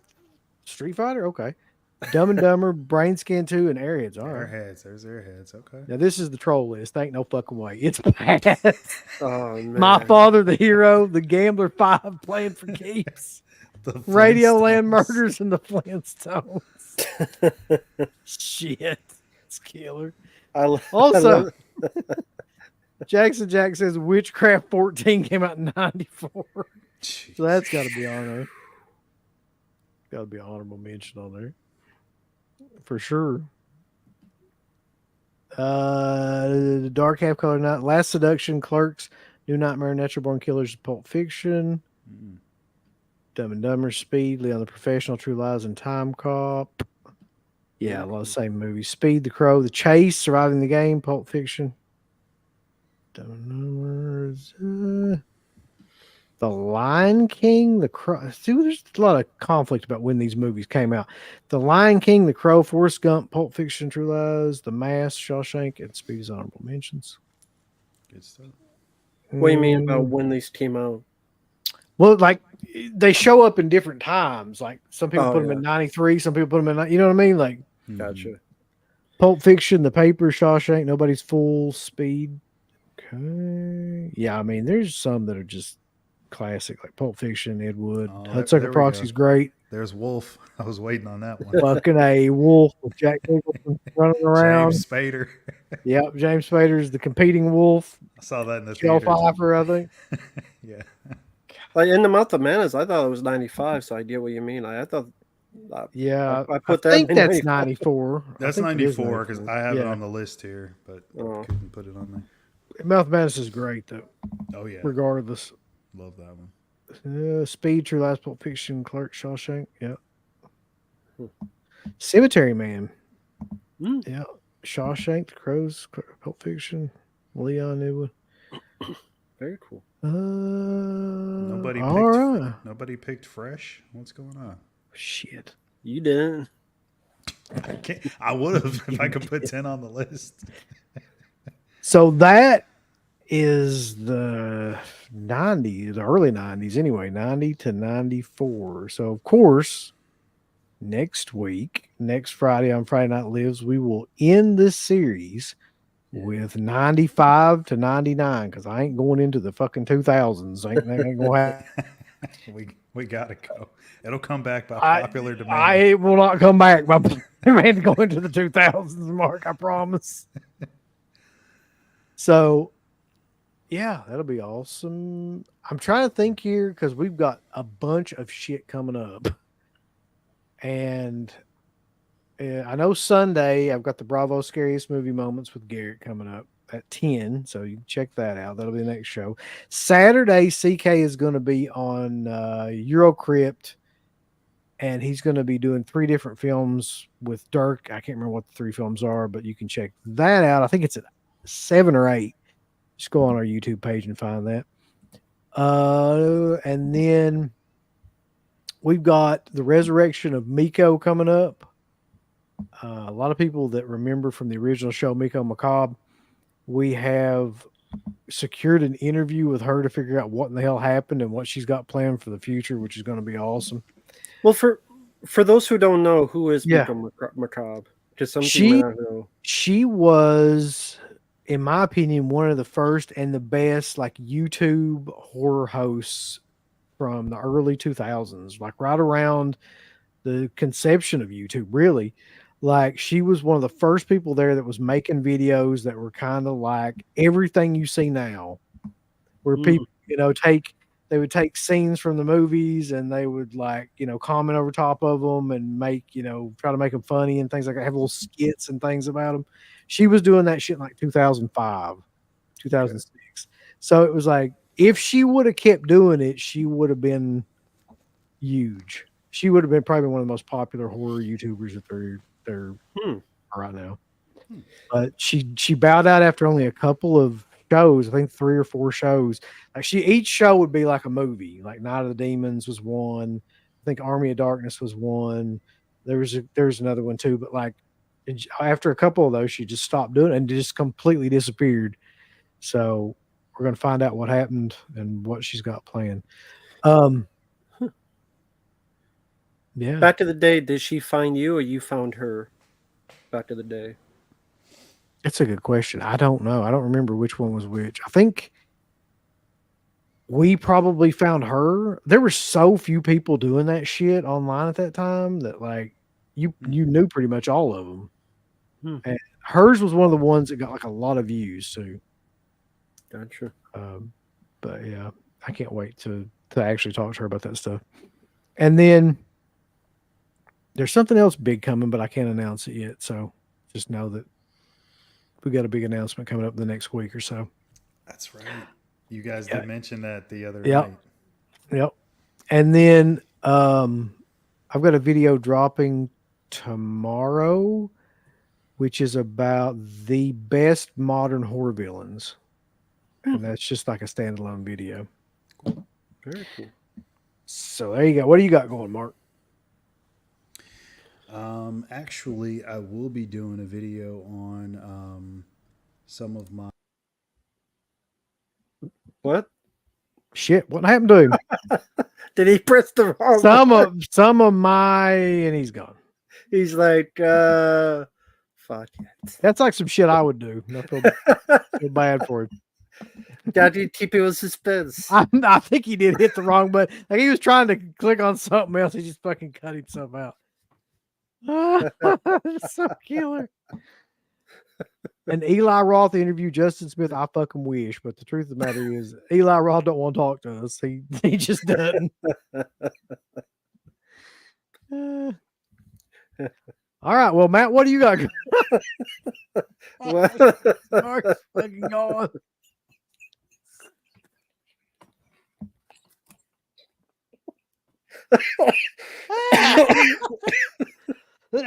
well, Oh shit!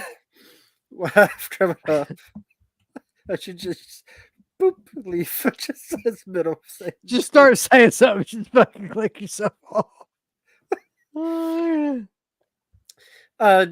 On my channel, just fulfilling more requests. I think one of the next ones is the acclaimed movie Vegas Hookers. That'll be the movie review. Yeah, that's other reviews. Action films like Flood with Lawrence Fishburne and Stephen Baldwin. More reactions, including there was a anime of a xenomorph alien film, which was pretty cool. 50 minutes long that someone made. Megalopolis, I did watch that. I did review it. I was very pissed. It's one of the worst films I've seen this year. kind of figured, yeah. For a lot of reasons. Commentary on Trick or Treat, as well as a review of the album. That was another request. Trick or Treat's still a good movie, still holds up. Would have been nice to see that another way, but that's just how it is. Oh yeah, another terrible film. This is October. White Noise. Remember that Michael Keaton With film? Michael Keaton, yeah.